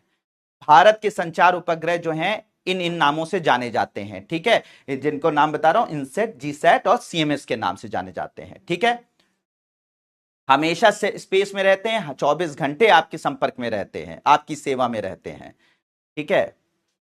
बिल्कुल बात क्लियर है बच्चों, मजा आया ये चीज जानकर, बिल्कुल आप कभी भी कंफ्यूज होने की जरूरत नहीं है, ना किसी चीज को रटने की।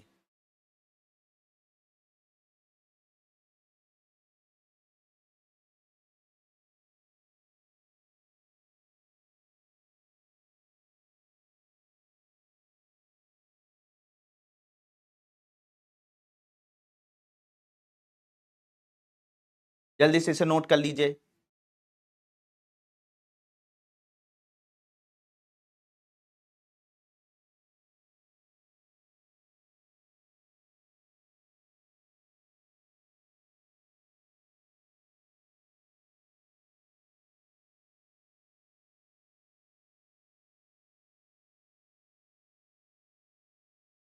खराब भी होते हैं ऐसे सैटेलाइट।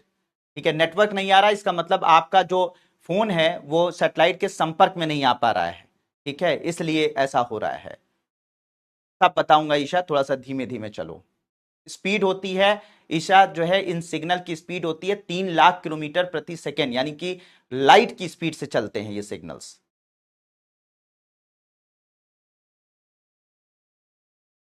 नोट कर लिया बच्चों, इसे ये सारा नोट कर लिया।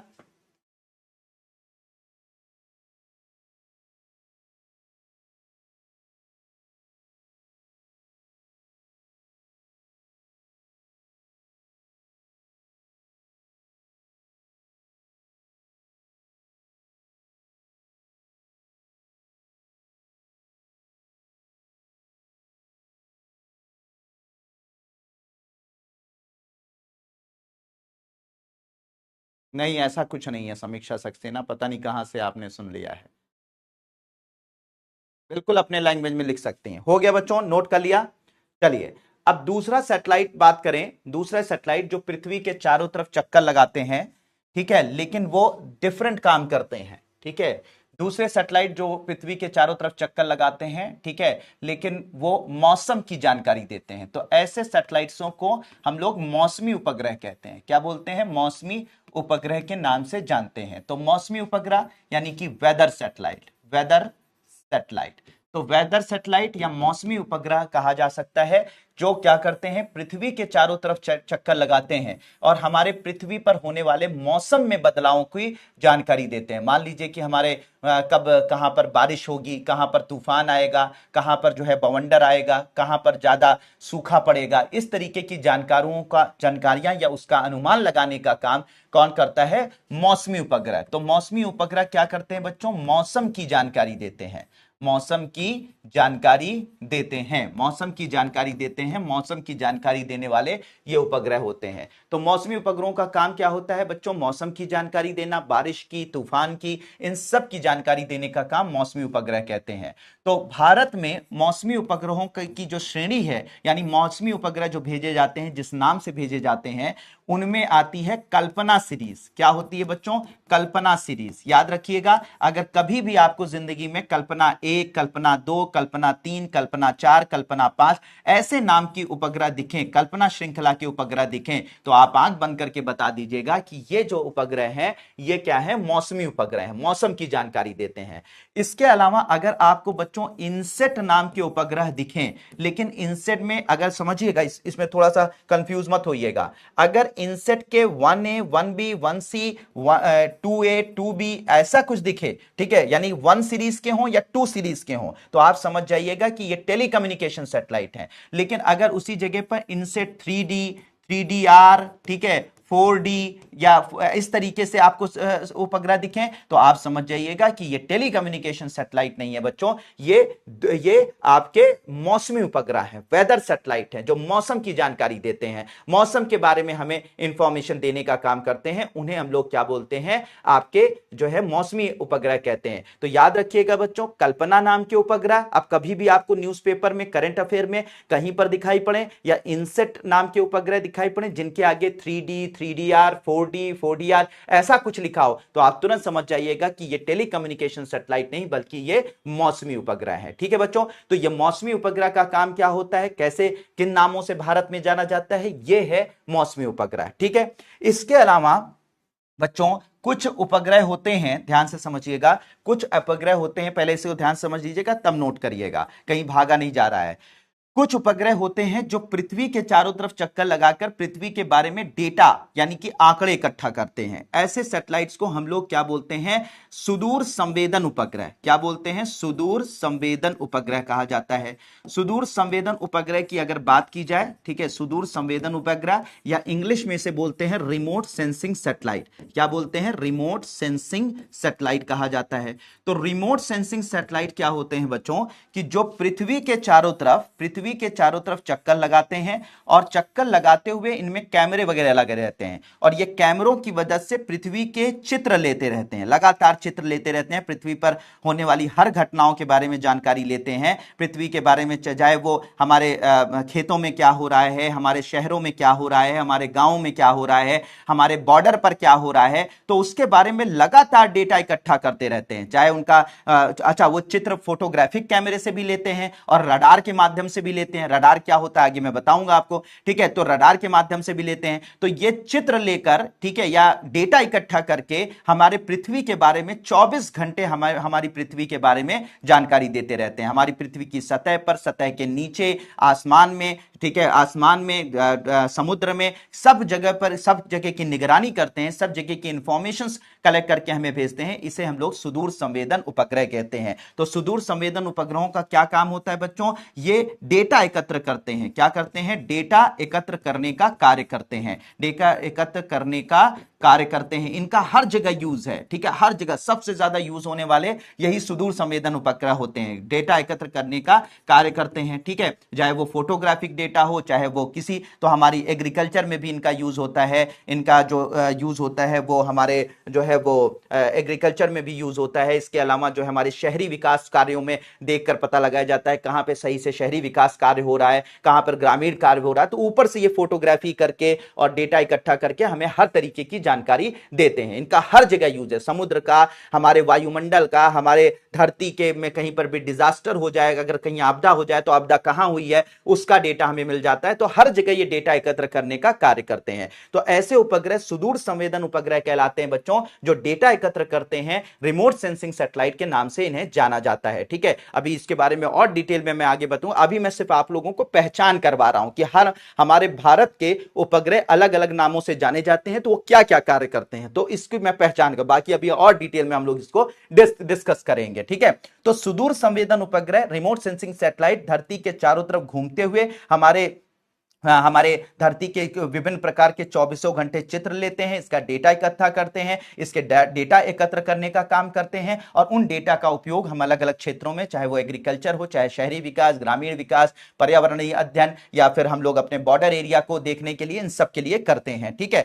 तो भारत में बच्चों, भारत में इस तरीके के जो उपग्रह हैं, ठीक है, भारत इन तरीके के उपग्रहों को भेजने में उसको महारत हासिल है। भारत इस तरीके के उपग्रहों को इतना जबरदस्त तरीके से भेजता है कि दुनिया में नंबर 1 पर अगर कोई देश कहा जाए रिमोट सेंसिंग सैटेलाइट भेजने के आधार पर, तो भारत नंबर 1 पर आता है, ठीक है। तो भारत में अगर कभी भी आप लोग IRS नाम का उपग्रह देख लें, IRS श्रृंखला का, IRS 1 है, ठीक है, IRS 1 है, IRS 2 है, IRS 3 है, या इस तरीके के कोई भी उपग्रह आप देखें IRS नाम के, तो तुरंत आंख बंद करके बता दीजिएगा कि ये रिमोट सेंसिंग सैटेलाइट है, सुदूर संवेदन उपग्रह है, डेटा एकत्र करने का काम करते हैं। अगर बच्चों आपको कार्टोसैट नाम का कोई उपग्रह दिखे, कार्टोसैट 1, कार्टोसैट 2, कार्टोसैट 3, अगर इस श्रृंखला का उपग्रह दिखे तो भी आप बता दीजिएगा कि ये रिमोट सेंसिंग सैटेलाइट है, इनका काम होता है डेटा एकत्र करना। अगर आपको बच्चों ओशन सैट नाम का उपग्रह दिखे, ओशन सैट नाम का उपग्रह दिखे, ओशन सैट श्रृंखला का उपग्रह दिखे, ocean sat 1, ocean sat 2, ocean sat 3, ऐसा कुछ दिखे, तो भी आप बता दीजिएगा कि ये सुदूर संवेदन उपग्रह हैं। इसके अलावा अगर आपको बच्चों रीसैट नाम के उपग्रह दिखें, रीसैट 1, रीसैट 2, रीसैट 3, इस तरीके के उपग्रह दिखें, तो भी आप बता दीजिएगा कि ये रिमोट सेंसिंग सैटेलाइट हैं। अगर बच्चों आपको हाइसिस नाम के उपग्रह दिखें, तो भी आप समझ लीजिएगा कि ये रिमोट सेंसिंग सैटेलाइट हैं। अगर बच्चों आपको EOS नाम के उपग्रह दिखें, EOS 01, EOS 02, EOS 03, इस तरीके के उपग्रह दिखें, तो भी आप बता दीजिएगा कि रिमोट सेंसिंग सैटेलाइट हैं। तो ये विभिन्न प्रकार के उपग्रहों के नाम है, IRS नाम का, कार्टोसैट नाम का, ओशन सैट नाम का, रीसैट नाम का, हाइसिस नाम का, EOS नाम का। इस तरीके के कोई भी उपग्रह मेरे प्यारे बच्चों आपको दिखाई पड़े तो आप समझ जाइएगा, ना वो मौसमी उपग्रह हैं, ना वो दूर संचार उपग्रह हैं, बल्कि वो सुदूर संवेदन उपग्रह हैं, जो पृथ्वी के चारों तरफ घूमते हुए विभिन्न प्रकार का डेटा एकत्र करते हैं और हमारे अलग अलग कार्यों में इनका उपयोग किया जाता है। तो मेरे प्यारे बच्चों, होप कि आपको मौसमी उपग्रह भी समझ में आ गया होगा, सुदूर संवेदन उपग्रह भी समझ में आ गया होगा, और अब आपको अगर रीसेट दिखाई पड़ गया तो आपको सोचने की जरूरत नहीं है कि वो क्या काम करता है, आपको कल्पना दिख गया तो आपको सोचने की जरूरत नहीं है कि वो क्या काम करता है। नोट कर लीजिए इसे। बिल्कुल बात क्लियर है बच्चों? जल्दी बताइए।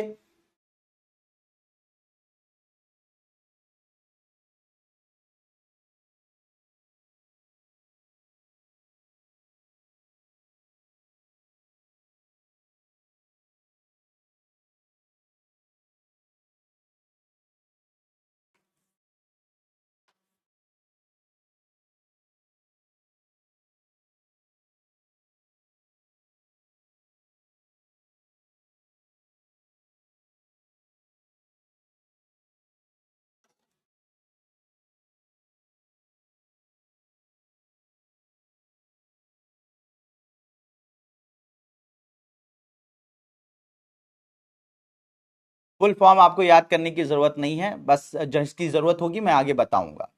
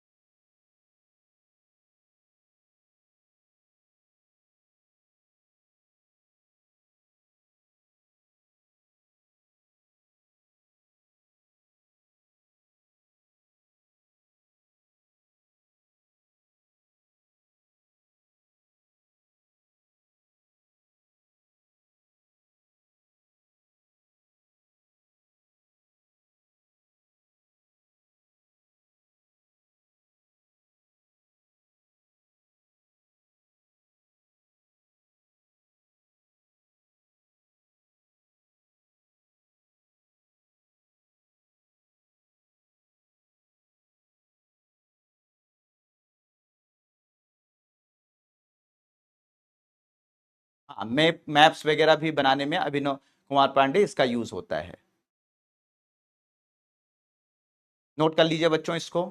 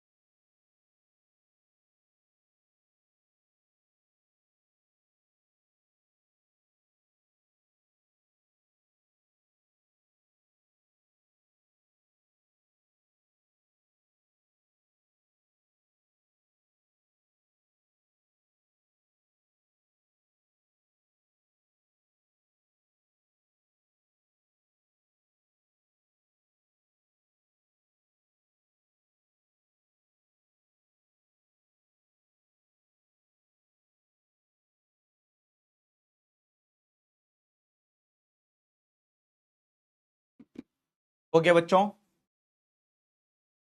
हाँ चलो, बहुत अच्छी बात है। अब हम लोग बात करते हैं बच्चों, कुछ ऐसे उपग्रह होते हैं, ठीक है, जिसको आप लोगों ने रेगुलर यूज किया होगा लेकिन कभी सोचा नहीं कि ये क्या काम करते हैं। जैसे बच्चों कुछ उपग्रह होते हैं जो आपको आपकी आपकी एग्जैक्टली लोकेशन बताने का काम करते हैं, ठीक है। जैसे कि आप लोग फोन में जीपीएस खोल लेते हो ना, तो जीपीएस जो है आपको आपकी लोकेशन बता देता है, फिर आपको जहां जाना है उसका रास्ता बता देता है। तो ये जो उपग्रह होते हैं जो आपको आपकी लोकेशन बताते हैं, जो आपको जहां कहां पर पहुंचना है उसको बताते हैं, कैसे जाना है उसको बताते हैं, ठीक है। जैसे आप लोग जीपीएस यूज करते हो, कभी ना कभी तो यूज किया ही होगा, ठीक है। तो ये सारी की सारी चीजें जो आपको आपकी लोकेशन बताते हैं, ऐसे उपग्रहों को बच्चों हम लोग नेविगेशन उपग्रह कहते हैं। क्या बोलते हैं बच्चों? नेविगेशन उपग्रह के नाम से जानते हैं। ऐसे उपग्रहों को क्या नाम दिया जाता है? नेविगेशन उपग्रह के नाम से या नेविगेशनल सैटेलाइट के नाम से जाना जाता है, ठीक है। या कभी कभी इसे हिंदी में नौ परिवहन उपग्रह भी बोलते हैं। नौ परिवहन उपग्रह के नाम से भी इसको जाना जाता है, ठीक है। तो नेविगेशन उपग्रह या नौ परिवहन उपग्रह जो आपको आपकी लोकेशन बताते हैं, यानी कि जैसे आप मान लीजिए पृथ्वी पर मौजूद है और ये जो उपग्रह होते हैं ये आपकी मोबाइल की खास बात नहीं होती है, बल्कि उपग्रहों की मदद से होता है। तो जैसे आप उपग्रह अपने मोबाइल को ऑन करते हैं और ऑन करके ये वो जीपीएस खोलते हैं, तुरंत ये संपर्क में आ जाता है सैटेलाइट्स के, ठीक है। और ये सैटेलाइट आप कहां पर मौजूद है आपकी लोकेशन बता देता है। आप जहां पर जाना चाहते हैं वहां पर वो रास्ता, सही रास्ता, कहां पे भीड़ कम है कहां पे ज्यादा है, करते हुए आपको रास्ता बता देता है। तो जो उपग्रह रास्ता बताने का, यानी कि लोकेशन लोकेशन तथा रास्ता रास्ता बताने का काम करते हैं, चाहे हमें बताने का, हमारे जहाजों को, मिसाइल को, कुछ भी। तो लोकेशन तथा रास्ता बताने का कार्य जिसका होता है उसे हम लोग क्या बोलते हैं बच्चों? ऐसे उपग्रहों को नेविगेशन उपग्रह या नौ परिवहन उपग्रह कहते हैं। ठीक है, उदाहरण के लिए अब भारतीय उदाहरण दे रहे, जैसे जीपीएस की हम बात कर रहे हैं, तो जीपीएस का जो सिस्टम है वो भी एक तरीके से नेविगेशन उपग्रहों का सिस्टम है, लेकिन उसकी समस्या ये है कि वो हमारा नहीं है, भारत का नहीं है। ठीक है, वो भारत का नहीं है, बल्कि वो किसका है? अमेरिका का है। और हम अपनी बात करें, अगर भारत की बात करें, तो भारत अपना खुद का जीपीएस बना रहा है, भारत अपना खुद का नेविगेशन उपग्रह बना रहा है। कल फ्यूचर में हो सकता है 2-4 साल के बाद आपको जो है जीपीएस ना यूज करना पड़े, बल्कि भारत का नेविगेशन उपग्रह आप यूज कर पाए। तो भारत के जो नेविगेशन उपग्रह होते हैं उनको इरनस के नाम से जाना जाता है, इरनस के नाम से जाना जाता है। तो अगर कहीं पर भी अगर इरनस 1A, इरनस 1B, इरनस 1C, इरनस 1D ऐसे करके उपग्रह का नाम आप देखें तो आप आंख बंद करके बता दीजिएगा कि ये कैसे उपग्रह हैं बच्चों। ये जो है नेविगेशन उपग्रह हैं, जो हमें हमारी लोकेशन बताते हैं, हमको कहां पर पहुंचना है उसका रास्ता बताते हैं। तो वो काम करने का काम कौन करते हैं बच्चों? ये नेविगेशन उपग्रह करते हैं। इसके अलावा एनवीएस नाम के उपग्रह, एनवीएस, एनवीएस 01, एनवीएस 02, अगर इस तरीके के उपग्रह आपको दिखें तो ये भी भारत के नेविगेशन उपग्रह हैं। ये अमेरिका के नहीं है बल्कि भारत के हैं। भारत इसको बनाकर इसको लगातार छोड़ रहा है, लगातार छोड़ रहा है, जिससे कि हम अपने देश का जीपीएस बना पाए, हमें अमेरिका पर डिपेंड ना रहना पड़े। अमेरिका पर हम विश्वास नहीं कर सकते हैं, तो हम अपने देश का जीपीएस बनाना चाहते हैं, तो हमारे देश का जो जीपीएस है वो इरनस और एनवीएस मिलकर बना रहे हैं। ठीक है, तो याद रखिएगा मेरे प्यारे बच्चों, अगर आपको ऐसे उपग्रह जो आपकी लोकेशन तथा रास्ता बताने का कार्य करते हैं, आपके फोन में, आपकी गाड़ी में, आपके हवाई जहाज में, आपके फाइटर जेट में, आपके मिसाइल्स में, तो ऐसे उपग्रहों को नेविगेशन उपग्रह, नौ परिवहन उपग्रह बोलते हैं। और इरनस और एनवीएस नाम के जो उपग्रह हैं वो एग्जैक्टली इसी कैटेगरी में आते हैं, इसी कैटेगरी में इनका नाम आता है। ठीक है बच्चों, तो ये बात आप क्लियर कर लीजिएगा। इसके बाद अगर बात की जाए, तो कुछ उपग्रह ऐसे होते हैं जो पृथ्वी के चारों तरफ तो चक्कर लगाते हैं। याद रखिएगा, ये जो पृथ्वी के चारों तरफ तो चक्कर लगाते हैं, लेकिन उनकी नजर पृथ्वी पर नहीं रहती। अभी तक जितने उपग्रह आपने देखे ये पृथ्वी से संपर्क में हैं, पृथ्वी के बारे में जानकारी दे रहे हैं। लेकिन कुछ ऐसे उपग्रह होते हैं बच्चों जो पृथ्वी का चक्कर तो लगाते हैं, लेकिन उनकी नजर तारों पर रहती है, ब्लैक होल्स पर रहती है। ठीक है, ब्लैक होल, अब ये मत पूछ लीजिएगा ब्लैक होल क्या है, ये सब बताऊंगा आगे, सब बहुत डिटेल में डिस्कस करेंगे हम लोग, मजा आएगा उस चीज को डिस्कस करने में। अभी बस समझ लीजिए कि जो तारों के बारे में, ब्रह्मांड के बारे में, गैलेक्सी के बारे में, ठीक है, गैलेक्सी के बारे में, इन सब के बारे में जानकारियां हमें देते हैं। ठीक है, हमारे ब्रह्मांड के रहस्यों के बारे में हमें जानकारियां देते हैं, उनके चित्र उतारते हैं, उनके बारे में इंफॉर्मेशन देते हैं। तो ऐसे उपग्रहों को हम लोग क्या बोलते हैं? एस्ट्रोनॉमिकल उपग्रह कहते हैं। एस्ट्रोनॉमिकल सैटेलाइट के नाम से उन्हें जाना जाता है। किस नाम से जाना जाता है? एस्ट्रोनॉमिकल उपग्रह के नाम से जाना जाता है, एस्ट्रोनॉमिकल उपग्रह के नाम से इसे जाना जाता है। ठीक है, तो याद रखिएगा बच्चों, एस्ट्रोनॉमिकल उपग्रह, ठीक है, एस्ट्रोनॉमिकल जो सैटेलाइट्स होते हैं वो क्या करते हैं? ब्रह्मांड के, हमारे जो ब्रह्मांड है उस ब्रह्मांड के रहस्यों के बारे में जानकारी देते हैं। ब्रह्मांड के रहस्यों के बारे में जानकारी देते हैं। तो ब्रह्मांड के रहस्यों के बारे में जानकारी देने वाले जो उपग्रह होते हैं उन्हें हम लोग क्या बोलते हैं? एस्ट्रोनॉमिकल उपग्रह कहते हैं। उदाहरण के तौर पर भारत के 2 उपग्रह हैं, सिर्फ 2 उपग्रह हैं भारत के जो कि एस्ट्रोनॉमिकल उपग्रह की कैटेगरी में आते हैं, जो ब्रह्मांड के रहस्यों के बारे में जानकारी देते हैं, जिनमें से एक है एस्ट्रोसैट। एक का नाम क्या है बच्चों? एस्ट्रोसैट। ठीक है, एस्ट्रोसैट यानी एस्ट्रोनॉमिकल सैटेलाइट, और दूसरा का नाम है एक्सपोसैट। क्या नाम है? एक्सपोसैट। सभी सब हम लोग डिटेल में आगे पढ़ेंगे, अभी से पहचान लीजिए। तो एस्ट्रोसैट और एक्सपोसैट जो है भारत के एस्ट्रोनॉमिकल उपग्रह हैं जो ब्रह्मांड के रहस्यों के बारे में जानकारी हमें लगातार दे रहे हैं। तो मेरे प्यारे बच्चों, नेविगेशन उपग्रह किसे बोलते हैं, एस्ट्रोनॉमिकल उपग्रह किसे बोलते हैं, क्या काम करते हैं, होप कि यह बात आप लोगों को बिल्कुल बिल्कुल स्पष्ट हो गई होगी। ठीक है, तो बच्चों इसको सबको जानने के बाद मेरे प्यारे बच्चों, अब आपको भटकना नहीं पड़ेगा। अगर आप अब बताओ, अब ईमानदारी से बताना, अगर आप अब न्यूज़पेपर आप खोलते हो और आज मान लीजिए आज आपके पास एक एक उपग्रह के बारे में जानकारी आपको मिलती है कि भारत ने CMS-03 नाम का उपग्रह लॉन्च किया। तो बताओ, तुम नहीं पहचान जाओगे? पहले तुम CMS-03 न्यूज़पेपर में पढ़ते कि CMS-03 क्या है, क्या काम कर रहा है, कैसे काम करेगा, या मैगजीन में पढ़ते या वेबसाइट पर पढ़ते। अब बताओ, CMS-03 भारत ने लॉन्च किया, पहली हेडलाइन लिखी हुई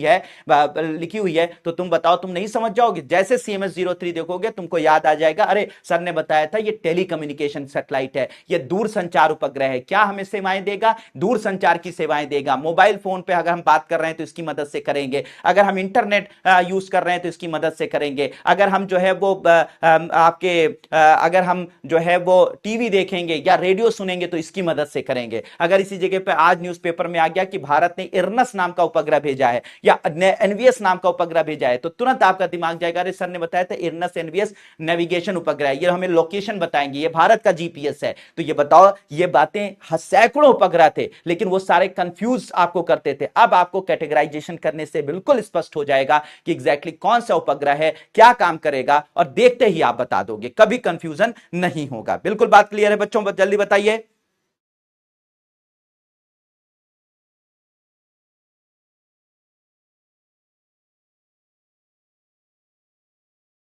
समीक्षा सक्सेना, ये मैं क्या बता रहा हूं? मतलब थोड़ा सा वही कहूंगा तो फिर भी बुरा लग जाएगा। क्या मैं बता रहा हूं? इतना क्या बता डाला मैंने? अब सॉरी मत बोलना।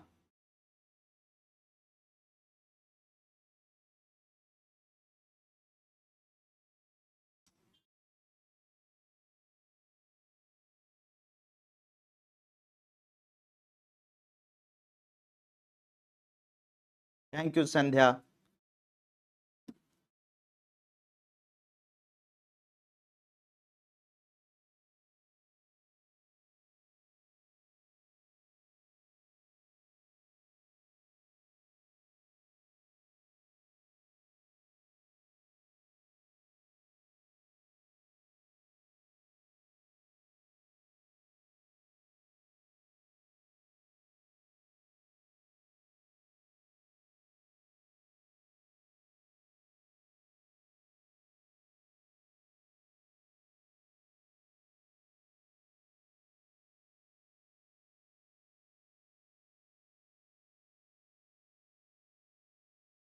बहुत बढ़िया, बहुत बढ़िया।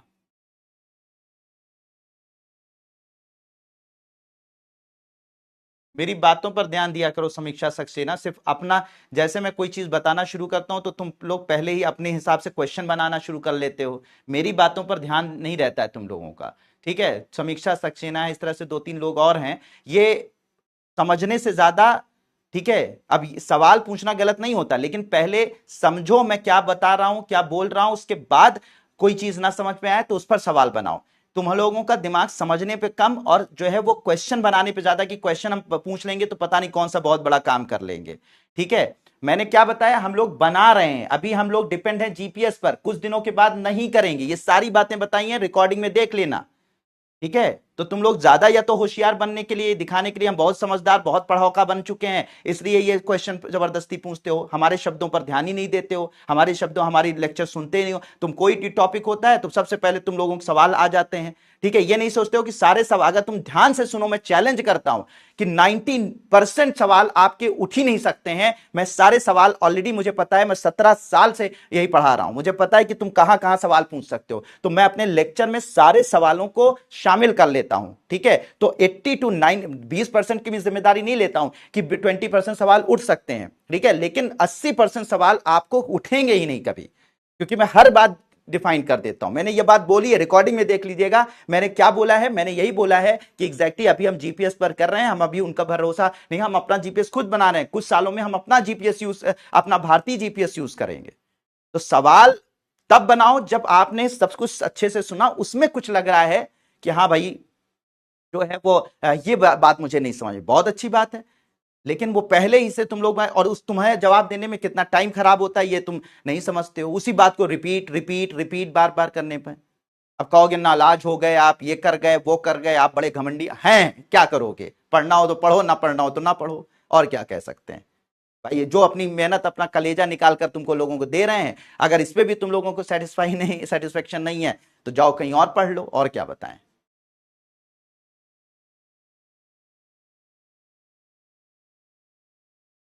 हाँ बिल्कुल, 5 पेज छोड़ दीजिए प्रवेश शुक्ला।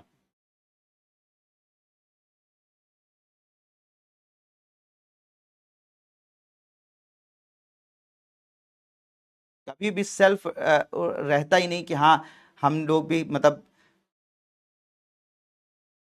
सवाल पहले तैयार रहता है, क्वेश्चन हमारा लेक्चर सुनेंगे नहीं सुनेंगे, तुरंत लेक्चर तुरंत भेजते हैं, उसी में सारी होशियारी है।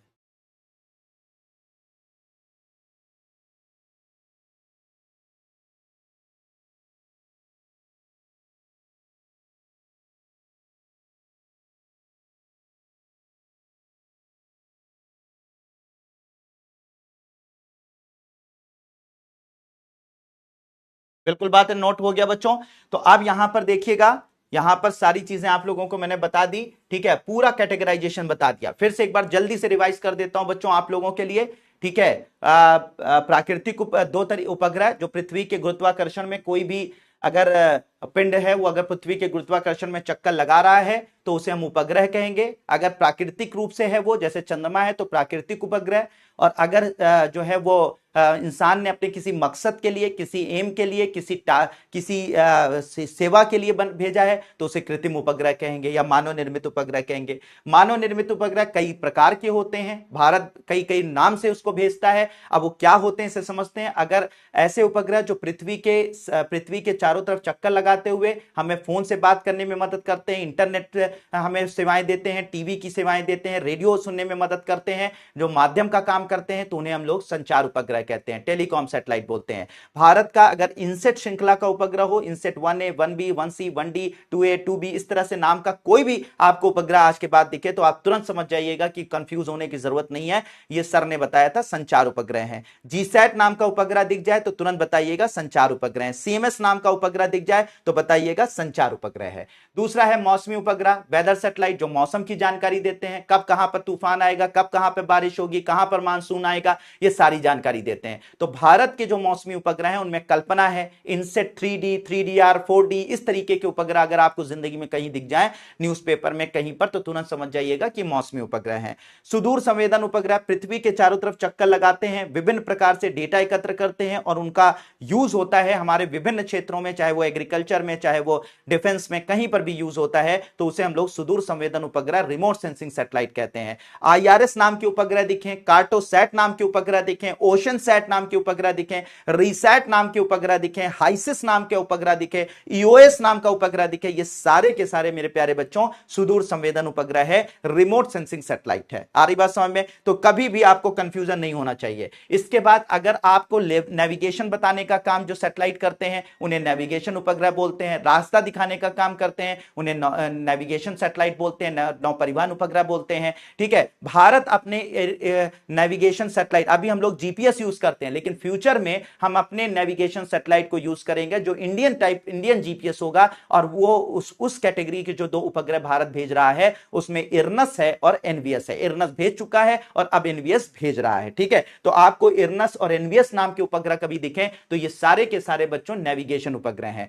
फिर इसके बाद एस्ट्रोनॉमिकल उपग्रह, एस्ट्रोनॉमिकल उपग्रह जो ब्रह्मांड के रहस्यों के बारे में जानकारी दें, जो तारों के बारे में, ब्लैक होल के बारे में, गैलेक्सी के बारे में जानकारी इकट्ठा करके हमें दें, जिससे ब्रह्मांड के रहस्यों के बारे में हमें जानकारी मिल पाए, तो ऐसे उपग्रहों को एस्ट्रोनॉमिकल उपग्रह कहते हैं। जैसे भारत के 2 उपग्रह हैं जो कि एस्ट्रोनॉमिकल उपग्रह हैं, एस्ट्रोसैट और एक्सपोसैट। तो मेरे प्यारे बच्चों, अगर आपने ध्यान से क्लास को सुना होगा तो अब जिंदगी भर आप कंफ्यूज, यही चीज तो न्यूज़पेपर में आती है, तो हमको अरे यार पता नहीं क्या है, फिर पूरा न्यूज़पेपर पढ़ते हो, पूरी मैगजीन पढ़ते हो, यहां पे आपको करने की, आप एक बार देख के बता दोगे कि कौन सा उपग्रह है और क्या काम करता है, ठीक है। बिल्कुल बात समझ में आ रही बच्चों? बिल्कुल बात समझ में आ गई बच्चों? जल्दी बताइए। ठीक है, अच्छे तरीके से नोट कर लिया, कोई दिक्कत नहीं? चलिए, तो होप में ये सारी चीजें अच्छी तरीके से आपने देख ली होंगी। अब मैंने आपको यहां पर क्या बताया था, मैंने यहां पर बताया था, ठीक है, हाँ ठीक है। अब यहां पर ध्यान से, हाँ करंट अफेयर अभी से पढ़िए प्रिया, 2028 में देना हो या 2038 में देना हो, करंट अफेयर जब पढ़ रही हो तो करंट अफेयर साथ लेकर चलो बच्चे, ठीक है। तो अब यहां पर आपने देखा मैंने क्या बताया था कि आप लॉन्च व्हीकल यानी कि सैटेलाइट्स की मदद से, ठीक है, सैटेलाइट की मदद, सॉरी लॉन्च व्हीकल यानी रॉकेट की मदद से इन सैटेलाइट को पृथ्वी के एक दूरी पर भेजते हैं, पृथ्वी की एक पर्टिकुलर दूरी पर भेजते हैं जहां पर सैटेलाइट को छोड़ दिया जाता है और सैटेलाइट उसमें चक्कर लगाते रहते हैं। तो यहां पर जो सैटेलाइट पहुंचते हैं, ये जगह जो स्पेस में होती है जहां पर सैटेलाइट जाते हैं, जहां पर सैटेलाइट को भेजा जाता है रॉकेट्स की मदद से मेरे प्यारे बच्चों, ठीक है, उसे हम लोग क्या बोलते हैं, उसे ऑर्बिट्स कहते हैं। क्या बोलते हैं बच्चों? उसे ऑर्बिट्स के नाम कहा जाता है। ठीक है, तो पृथ्वी की कक्षाएं कौन सी होती हैं? ऑर्बिट्स। क्या कहलाती हैं? ऑर्बिट्स कहलाती हैं। यानी वो जगह जहां पर सैटेलाइट जाते हैं और चक्कर लगाते हैं। तो ऐसे नहीं है मेरे प्यारे बच्चों की आपने जो है वो सीएमएस को उसमें टेलीकम्युनिकेशन सैटेलाइट थी तो कहीं पर भी भेज दिया, आपने जो है रिमोट सेंसिंग सैटेलाइट था तो कहीं पर भी भेज दिया, आपने जो है वो नेविगेशन सैटेलाइट था तो कहीं पर भेज दिया। ऐसे नहीं होता बच्चे। जो पृथ्वी की सतह से कुछ दूरी पर जहां पर सैटेलाइटों को लॉन्च किया जाता है, जहां पर सैटेलाइटों को भेजा जाता है, उस जगह को हम लोग बोलते हैं ऑर्बिट्स कहते हैं। उसे क्या बोलते हैं? कक्षा कहते हैं। क्या बोलते हैं? ऑर्बिट्स कहते हैं, कक्षा कहते हैं। तो सैटेलाइट जहां पर पृथ्वी सैटेलाइट स्पेस में, सैटेलाइट अंतरिक्ष में जिस जगह पर जाकर चक्कर लगाते हैं पृथ्वी का, उसे हम लोग क्या बोलते हैं? कक्षा बोलते हैं। उसे हम लोग क्या बोलते हैं? ऑर्बिट्स कहते हैं। ठीक है बच्चों, तो ये ऑर्बिट्स अलग अलग तरीके से होती है मेरे प्यारे बच्चों, ये ऑर्बिट्स अलग अलग तरीके से होती है। ऐसा नहीं है कि किसी भी सैटेलाइट को हम कहीं पर भी भेज दें। ठीक है, तो उन ऑर्बिट्स को हम समझने की कोशिश करते हैं। इसको हेडिंग डाल लीजिए, ऑर्बिट्स या कक्षाएं, पृथ्वी की कक्षाएं या ऑर्बिट्स। ठीक है, पृथ्वी की कक्षाएं या ऑर्बिट्स, हेडिंग डाल लीजिए, फिर हम लोग बात करते हैं। थैंक यू हिना, पूजा। चलिए, तो पृथ्वी की कक्षाएं या ऑर्बिट्स।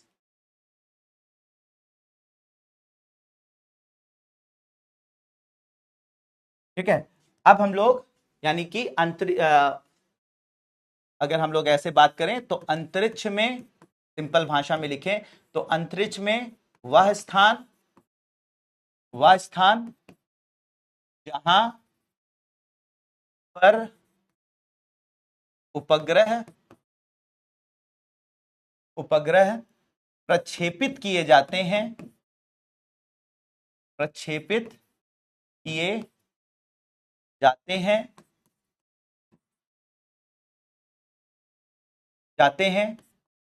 तथा पृथ्वी का चक्कर लगाते हुए सेवाएं देते हैं।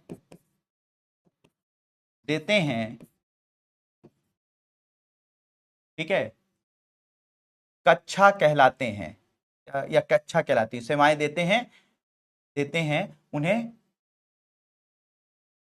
पृथ्वी की उस स्थान को देते हैं,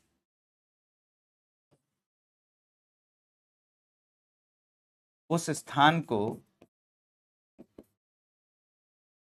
कक्षा, पृथ्वी की कक्षा कहते हैं, पृथ्वी की कक्षाएं कहते हैं।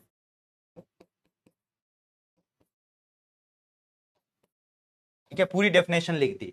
तो अंतरिक्ष में वह स्थान जहां पर उपग्रह प्रक्षेपित किए जाते हैं तथा पृथ्वी का चक्कर लगाते हुए सेवाएं देते हैं, उस स्थान को पृथ्वी की कक्षाएं कहते हैं, ऑर्बिट्स कहा जाता है। तो इसको पूरा मैंने लिख दिया। ठीक है, अब यहां पर बात कर लें बच्चों। ठीक है, यहां पर ध्यान से देखिएगा, बहुत अच्छे से कलम रोक दीजिएगा, डेफिनेशन बाद में लिख लीजिएगा, पहले यहां पर देख लीजिएगा। ठीक है, मैं क्या बताने जा रहा हूं, बहुत इंपॉर्टेंट है। तो इधर देखिएगा बच्चों। हाँ, तो अब यहां पर पृथ्वी की सतह है। ठीक है, ये मान लीजिए पृथ्वी की सतह है, ध्यान से समझिएगा, पृथ्वी की सतह है। अब पृथ्वी की सतह से, सतह मतलब जहां पे आप खड़े हैं, सतह ही है ना, तो पृथ्वी की सतह से लगभग 200 किलोमीटर से लेकर, पृथ्वी की सतह से 200 किलोमीटर से लेकर 2000 किलोमीटर।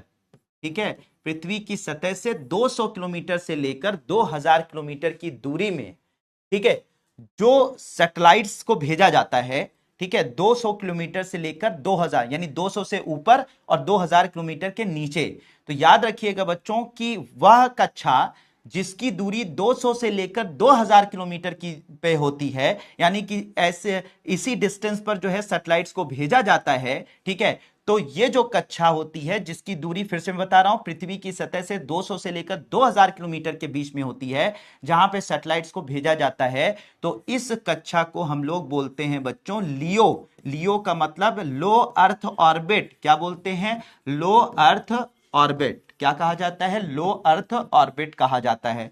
ठीक है, या हिंदी में क्या बोलते हैं? निम्न भू कक्षा। निम्न भू कक्षा कहा जाता है, लो अर्थ ऑर्बिट या निम्न भू कक्षा के नाम से जानते हैं।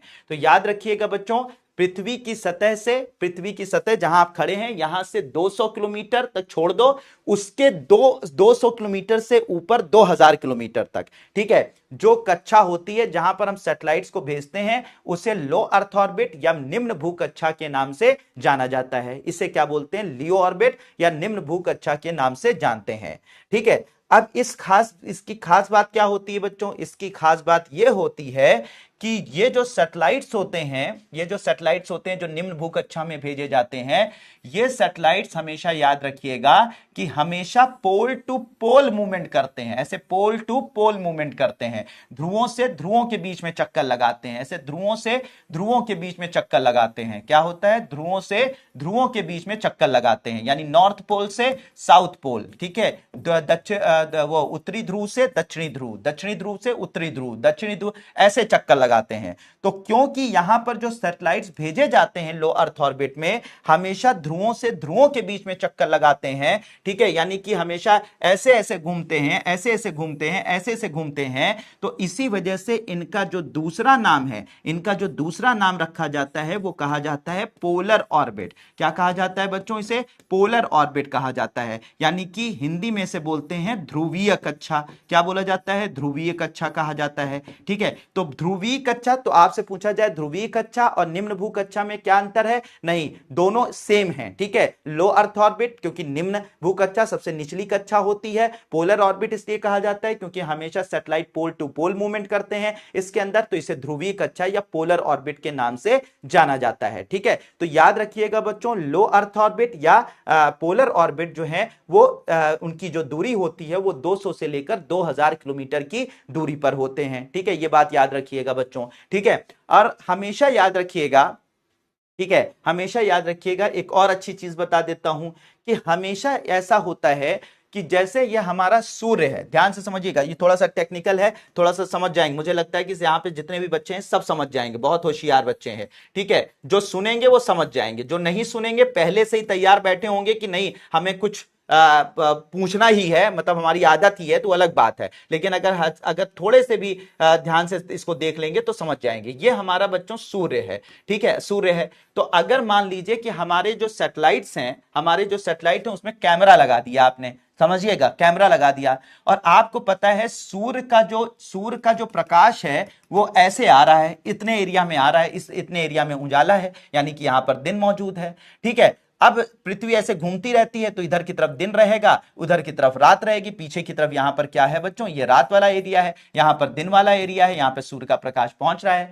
तो अगर मेरे प्यारे बच्चों, अगर मैंने सैटेलाइट के अंदर कैमरा लगा हुआ है, मान लीजिए कैमरे से वो फोटोग्राफी करता है, तो अगर सैटेलाइट में बच्चों कैमरा लगा हुआ है और सैटेलाइट ऐसे घूम रहा है, ऐसे घूम रहा है, ध्यान से देखिए बच्चों, ऐसे घूम रहा है, ऐसे घूम रहा है, ऐसे घूम रहा है, तो बताओ आधे और बिना, क्या कभी भी तुम लोग बिना लाइट के फोटोग्राफी कर पाते हो? लाइट के बिना फोटोग्राफी, दिन में फोटोग्राफी करते हो तो फोटो अच्छी आती है, नहीं तो रात में आपको क्या करना पड़ेगा? फ्लैश ऑन करना पड़ेगा, और इसमें तो इतनी दूरी से फ्लैश तो ऑन हो नहीं सकता है। तो आप, इसका मतलब यह है कि जो हमारे सैटेलाइट्स हैं बच्चों, उनमें कैमरे जो लगे होते हैं वो तभी फोटोग्राफी कर सकते हैं, पिक्चर ले सकते हैं, जब उनको सूर्य की रोशनी मिले। तो अगर सैटेलाइट को हमने ऐसे ऐसे लॉन्च कर दिया, यानी ये पोल टू पोल ऐसे घूम रहे हैं, ध्रुवों से ध्रुवों के बीच में घूम रहे हैं, तो आधे समय पे ये फोटोग्राफी नहीं करेंगे, इधर जाएंगे तो फोटोग्राफी नहीं होगी, इधर आएंगे तो फोटोग्राफी करेंगे, क्योंकि यहां पर दिन का प्रकाश है, सूर्य का प्रकाश मिलेगा। इधर जाएंगे तो ये बिना मतलब किसी काम के नहीं रहेंगे, इधर आएंगे तो फिर फोटोग्राफी करेंगे, इधर आएंगे तो फिर किसी काम के नहीं रहेंगे, कि इधर आएंगे तो फोटोग्राफी करेंगे तो बड़ा दिक्कत हो जाएगी। मतलब आधे समय पर हमारे जो सैटेलाइट्स हैं वो फोटोग्राफी कर पाएंगे और आधे समय पर फोटोग्राफी नहीं कर पाएंगे, तो आधे समय तो हमारा बेकार हो जा रहा है, किसी काम का नहीं हो रहा है। तो वैज्ञानिकों ने कहा कि हम इसको ऐसे नहीं डालेंगे, बल्कि उन्होंने कहा कि हम अपने जो सैटेलाइट्स हैं बच्चों, हम अपने सैटेलाइट को ऐसे नहीं डालेंगे, बल्कि हम अपने सैटेलाइट्स को ऐसे डालेंगे, इस एरिया के ऊपर से गुजारेंगे, ये वाले एरिया से, इस वाले एरिया के ऊपर से गुजारेंगे। ठीक है, इस वाले एरिया से ऊपर से गुजारेंगे। तो यहां पर देखो, ध्यान से देखिएगा बच्चों, ये वाला जो एरिया है, ये जो एरिया आपको दिखाई पड़ रहा है, इसमें एक ऐसी लाइट पहुंचेगी, ना डायरेक्ट लाइट सूर्य की पहुंचेगी, ना पूरा अंधेरा रहेगा, बल्कि इस एरिया में अगर ध्यान से मेरे प्यारे बच्चों आप देखेंगे तो इस एरिया के अंदर, ठीक है, इस एरिया के अंदर, अगर इस एरिया की मैं बात कर रहा हूं तो इस एरिया में ना डायरेक्ट सनलाइट पहुंच रही है और ना बहुत ज्यादा अंधेरा है। यानी कि जैसे सुबह और शाम का वक्त होता है वैसा वैसा प्रकाश यहां पर सनलाइट का पहुंचेगा।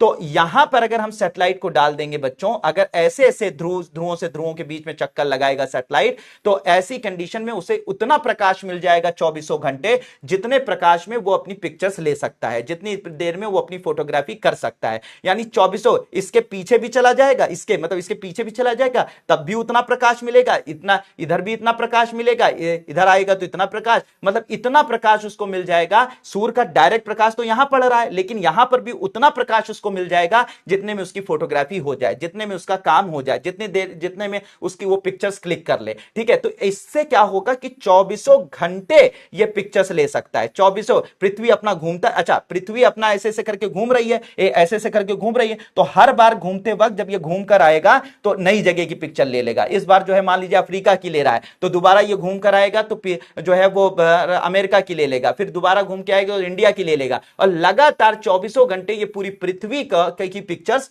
लेता रहेगा, यानी कभी भी इसका काम खत्म नहीं होगा। तो ऐसे ना हम डालकर, बल्कि ऐसे ऐसे डाल देते हैं, ऐसी जगह पर डालते हैं जहां पर सूर्य का प्रकाश ना बहुत ज्यादा मिलता है, ना सूर्य का प्रकाश बहुत कम होता है, बस इतना होता है कि हमारे सैटेलाइट 24 घंटे काम कर लेते हैं। ठीक है बच्चों, तो ये जो ऑर्बिट होती है, ये भी लो अर्थ ऑर्बिट है, ये भी पोलर ऑर्बिट है, लेकिन इसी लो अर्थ ऑर्बिट को, पोलर ऑर्बिट को, जहां पर सूर्य के हिसाब से, यानी सूर्य की लाइट जहां पर 24 घंटे मिलती रहे, ऐसी ऑर्बिट को हम लोग सूर्य तुल्यकालिक उपग्रह, सूर्य तुल्यकालिक कक्षा के नाम से जाना जाता है। तो इसका मतलब यह है कि बच्चों कि हमारा ये जो लो अर्थ ऑर्बिट होता है, पोलर ऑर्बिट होती है, इसको एक तीसरा नाम भी कभी कभी दिया जाता है, जिसे हम लोग सूर्य तुल्यकालिक कक्षा के नाम से भी जानते हैं। किस नाम से जानते हैं बच्चों? सूर्य तुल्यकालिक कक्षा के नाम से इसे जाना जाता है, सन सिंक्रोनस। ठीक है, सन सिंक्रोनस ऑर्बिट के नाम से इसे जाना जाता है, सन सिंक्रोनस ऑर्बिट के नाम से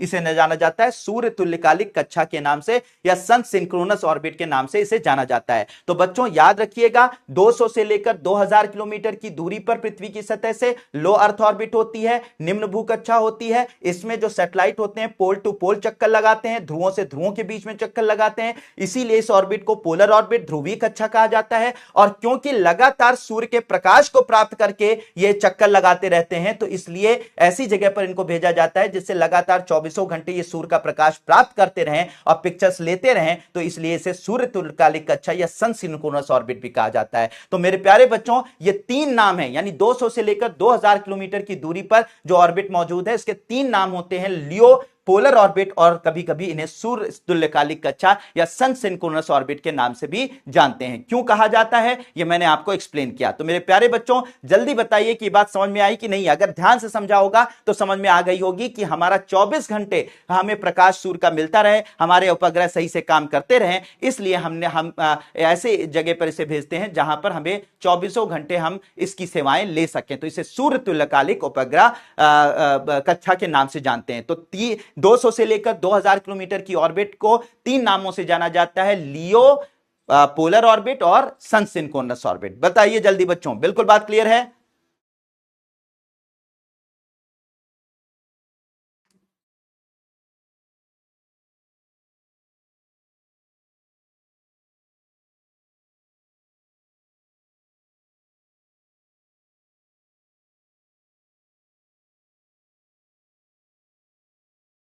बिल्कुल बात क्लियर है बच्चों? बहुत बढ़िया, बहुत शानदार, बहुत जबरदस्त। बहुत बढ़िया। आ गया समीक्षा सक्सेना समझ में? मेरी डांट को अगर समझोगी मैं क्यों डांट रहा हूं, तो हमेशा समझ लो कामयाबी जिसको मैं डांटता हूं तो याद रख लेना। अब ये नहीं कि लोग अपना यही काम कर दे रहे हैं, अगर वो डांट को मेरे सही समझ लेते हैं कि क्यों डांट रहा हूं, किस लिए कर रहा हूं, और अगर उस पर सुधार करते हैं तो उनको सक्सेस जरूर मिलती है। और अगर वो अपनी ही ईगो में रहते हैं और अपने अंदर सुधार नहीं करते हैं तो फिर ठीक है, जहां जैसे सबका चल रहा है वैसे उनका भी चलता रहता है। बिल्कुल बात क्लियर बच्चों? बहुत बढ़िया, बहुत बढ़िया। तो सूर्य तुल्यकालिक कक्षा और निम्न भू कक्षा, बहुत बढ़िया, बहुत शानदार। ठीक है बच्चों, तो यहां पर पोलर ऑर्बिट की पोलर ऑर्बिट क्यों कहते हैं, इसके आगे आप इसमें जो सैटेलाइट होते हैं या जो आपके उपग्रह होते हैं, उपग्रह ध्रुवों के बीच में चक्कर लगाते हैं। उपग्रह कहां चक्कर लगाते हैं? ध्रुवों के बीच में, इसलिए इसे ध्रुवों के बीच में चक्कर लगाते हैं, बीच में चक्कर लगाते हैं इसलिए कहते हैं। और यहां पर सूर्य तुल्यकालिक कक्षा क्यों कहते हैं? क्योंकि एक ऐसे रीजन, एक ऐसे जगह से, ठीक है, ये घूमते हैं जहां पर सूर्य का प्रकाश, सूर्य का प्रकाश 24 घंटे मिलता रहता है। इसलिए सूर्य के हिसाब से, यानी सन के साथ, जहां पर सूर्य का प्रकाश 24 घंटे 24 आवर्स मिलता रहता है, इसलिए सूर्य तुल्यकालिक कक्षा इसे कहा जाता है। अब बच्चों यहां पर कौन से सैटेलाइट भेजे जाते हैं, कौन से सैटेलाइट भेजे जाते हैं? तो याद रखिएगा यहां पर जो उपग्रह भेजे जाते हैं वो याद रखिएगा, यहां पर रिमोट सेंसिंग सैटेलाइट, जितने भी रिमोट सेंसिंग सैटेलाइट भेजे गए हैं वो सारे के सारे भारत के remote sensing satellite, remote sensing जो उपग्रह होते हैं, सुदूर संवेदन उपग्रह होते हैं, यहीं भेजे जाते हैं।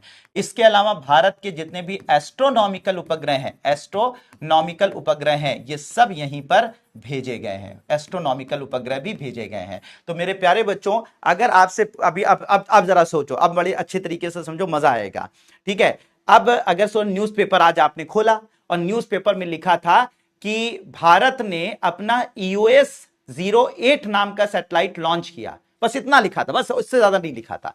तो अब बताओ, तुम बताओ, ईमानदारी से बताओ, दिल से बताना, जैसे EOS-08 का नाम सुनोगे तुम्हें याद आएगा ना कि सर ने बताया था ये रिमोट सेंसिंग करता है, रिमोट सेंसिंग सैटेलाइट है, सुदूर संवेदन उपग्रह है, याद आएगा?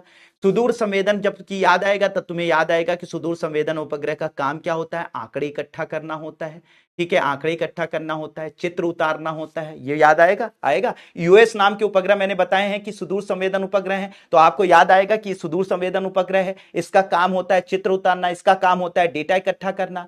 और अब ये भी आपको तुरंत समझ में आ जाएगा यूएस के नाम से कि सारे रिमोट सेंसिंग सैटेलाइट कहां भेजे जाते हैं? लो अर्थ ऑर्बिट में, ध्रुवीय कक्षा में, सन सिंक्रोनस ऑर्बिट में। तो अब आपको यह भी समझ में आ गया कि यह 200 से लेकर 2000 किलोमीटर की ऑर्बिट में गया होगा और हमेशा ध्रुवों से ध्रुवों के बीच में चक्कर लगा रहा होगा। और यह भी समझ में आ गया होगा कि 24 घंटे सूर्य का प्रकाश लेकर पिक्चर्स उतार रहा होगा। बच्चे एक बात बताओ, यही सब बातें तो न्यूज़पेपर में पूरा कहानी की तरह लिखी होती हैं, जिसको तुम समझने की कोशिश करते हो, सर पटकने की कोशिश करते हो, समझ में नहीं आता। अब तो मैं चैलेंज करता हूं, अगर तुमने इस क्लास को देखा है, आज की, मात्र आज की क्लास को देखा होगा, तो तुम सैटेलाइट्स के बारे में, अगर रिमोट सेंसिंग सैटेलाइट या एस्ट्रोनॉमिकल सैटेलाइट, अगर न्यूज में सिर्फ एक लाइन पढ़कर तुम बता, उसकी आधी या कह सकता हूं मैक्सिमम जानकारी तुम अपने आप सिर्फ एक लाइन पढ़कर, हेडिंग पढ़कर बता सकते हो कि क्या हो। यही सब चीजें तो न्यूज़पेपर में लिखी रहती हैं कि भारत ने अपना सुदूर संवेदन उपग्रह लॉन्च किया, जो कि पृथ्वी की कक्षा से 2200 से लेकर 2000 किलोमीटर की ऑर्बिट में जाएगा, जो पृथ्वी के आंकड़े एकत्र करेगा, जिसका कार्य यह होगा वो, यही सब बातें तो लिखी रहती हैं। यही तो तो न्यूज़पेपर में मैगजीन में तुम पढ़ते हो, अपना सर जो है पटकते हो, यही तो रटने की कोशिश करते हो। बताओ पढ़ेगी कोशिश? बताइए, अगर इस क्लास को अगर तुमने अच्छे से देख लिया तो तुम्हें तुम्हें पता है रिमोट सेंसिंग सैटेलाइट लो अर्थ ऑर्बिट में जाते हैं, ध्रुवों से ध्रुवों के बीच में चक्कर लगाते हैं, 200 से लेकर 2000 किलोमीटर की ऑर्बिट में जाते हैं, उनमें चित्र लेने की क्षमता होती है, उनमें कैमरे लगे होते हैं, वो आंकड़े इकट्ठा करते हैं। यही सब बातें तो पढ़ते हो बच्चों। तो थोड़ा सा लॉजिक अपनाओगे और तुम सिर्फ हेडलाइन से बताओ, इस तरीके की क्षमता कोई भी यूपीएससी की प्रिपरेशन कर रहा है लड़का जो यहां पे इस क्लास में नहीं है, उसके अंदर हो पाएगी? वो न्यूज़पेपर पढ़ेगा, नोट्स बनाएगा, करीने से पढ़ेगा, नोट्स बनाएगा, सारी चीजें करेगा, तब उसके अंदर वो सारी चीजें घंटों उस पर खर्च करेगा, बैठेगा, पढ़ेगा, समझेगा, फिर उसके बाद लो अर्थ ऑर्बिट क्या होती है वो सोचेगा, फिर उसको ढूंढेगा, फिर उसको समझेगा, फिर नोट्स बनाएगा, घंटों लगा। तुम हेडलाइन, मैंने तुमको उस लायक बना दिया कि तुम हेडलाइन देखकर बता दोगे कि एग्जैक्टली ये जो उपग्रह भेजा गया है वो कहां भेजा गया है, कैसे भेजा गया है, क्या काम करेगा, किस तरीके से काम करेगा। ये क्षमता मैंने तुम्हारे अंदर डेवलप कर दी है, और ये क्षमता अगर ऐसी डेवलप तुम पढ़ते रहोगे तो ये क्षमता मैं डेवलप कर दूंगा। बस अपने आप को यहां पर अटेंटिव रखो, ठीक है बच्चों? तो बिल्कुल बात क्लियर है बच्चों, जल्दी बताइए, कॉन्फिडेंस आ रहा है कि नहीं आ रहा है?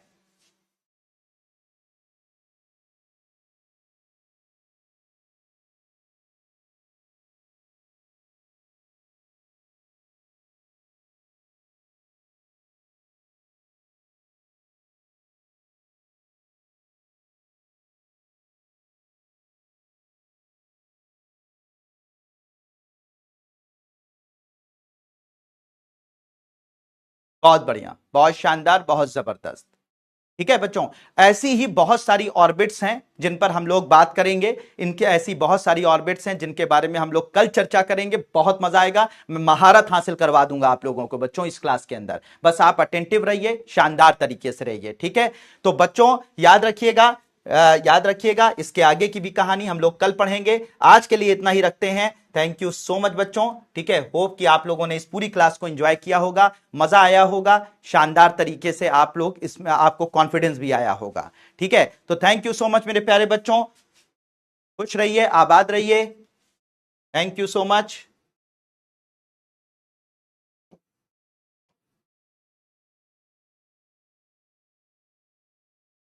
Thank you Babita, thank you Sandhya, thank you Abhinav,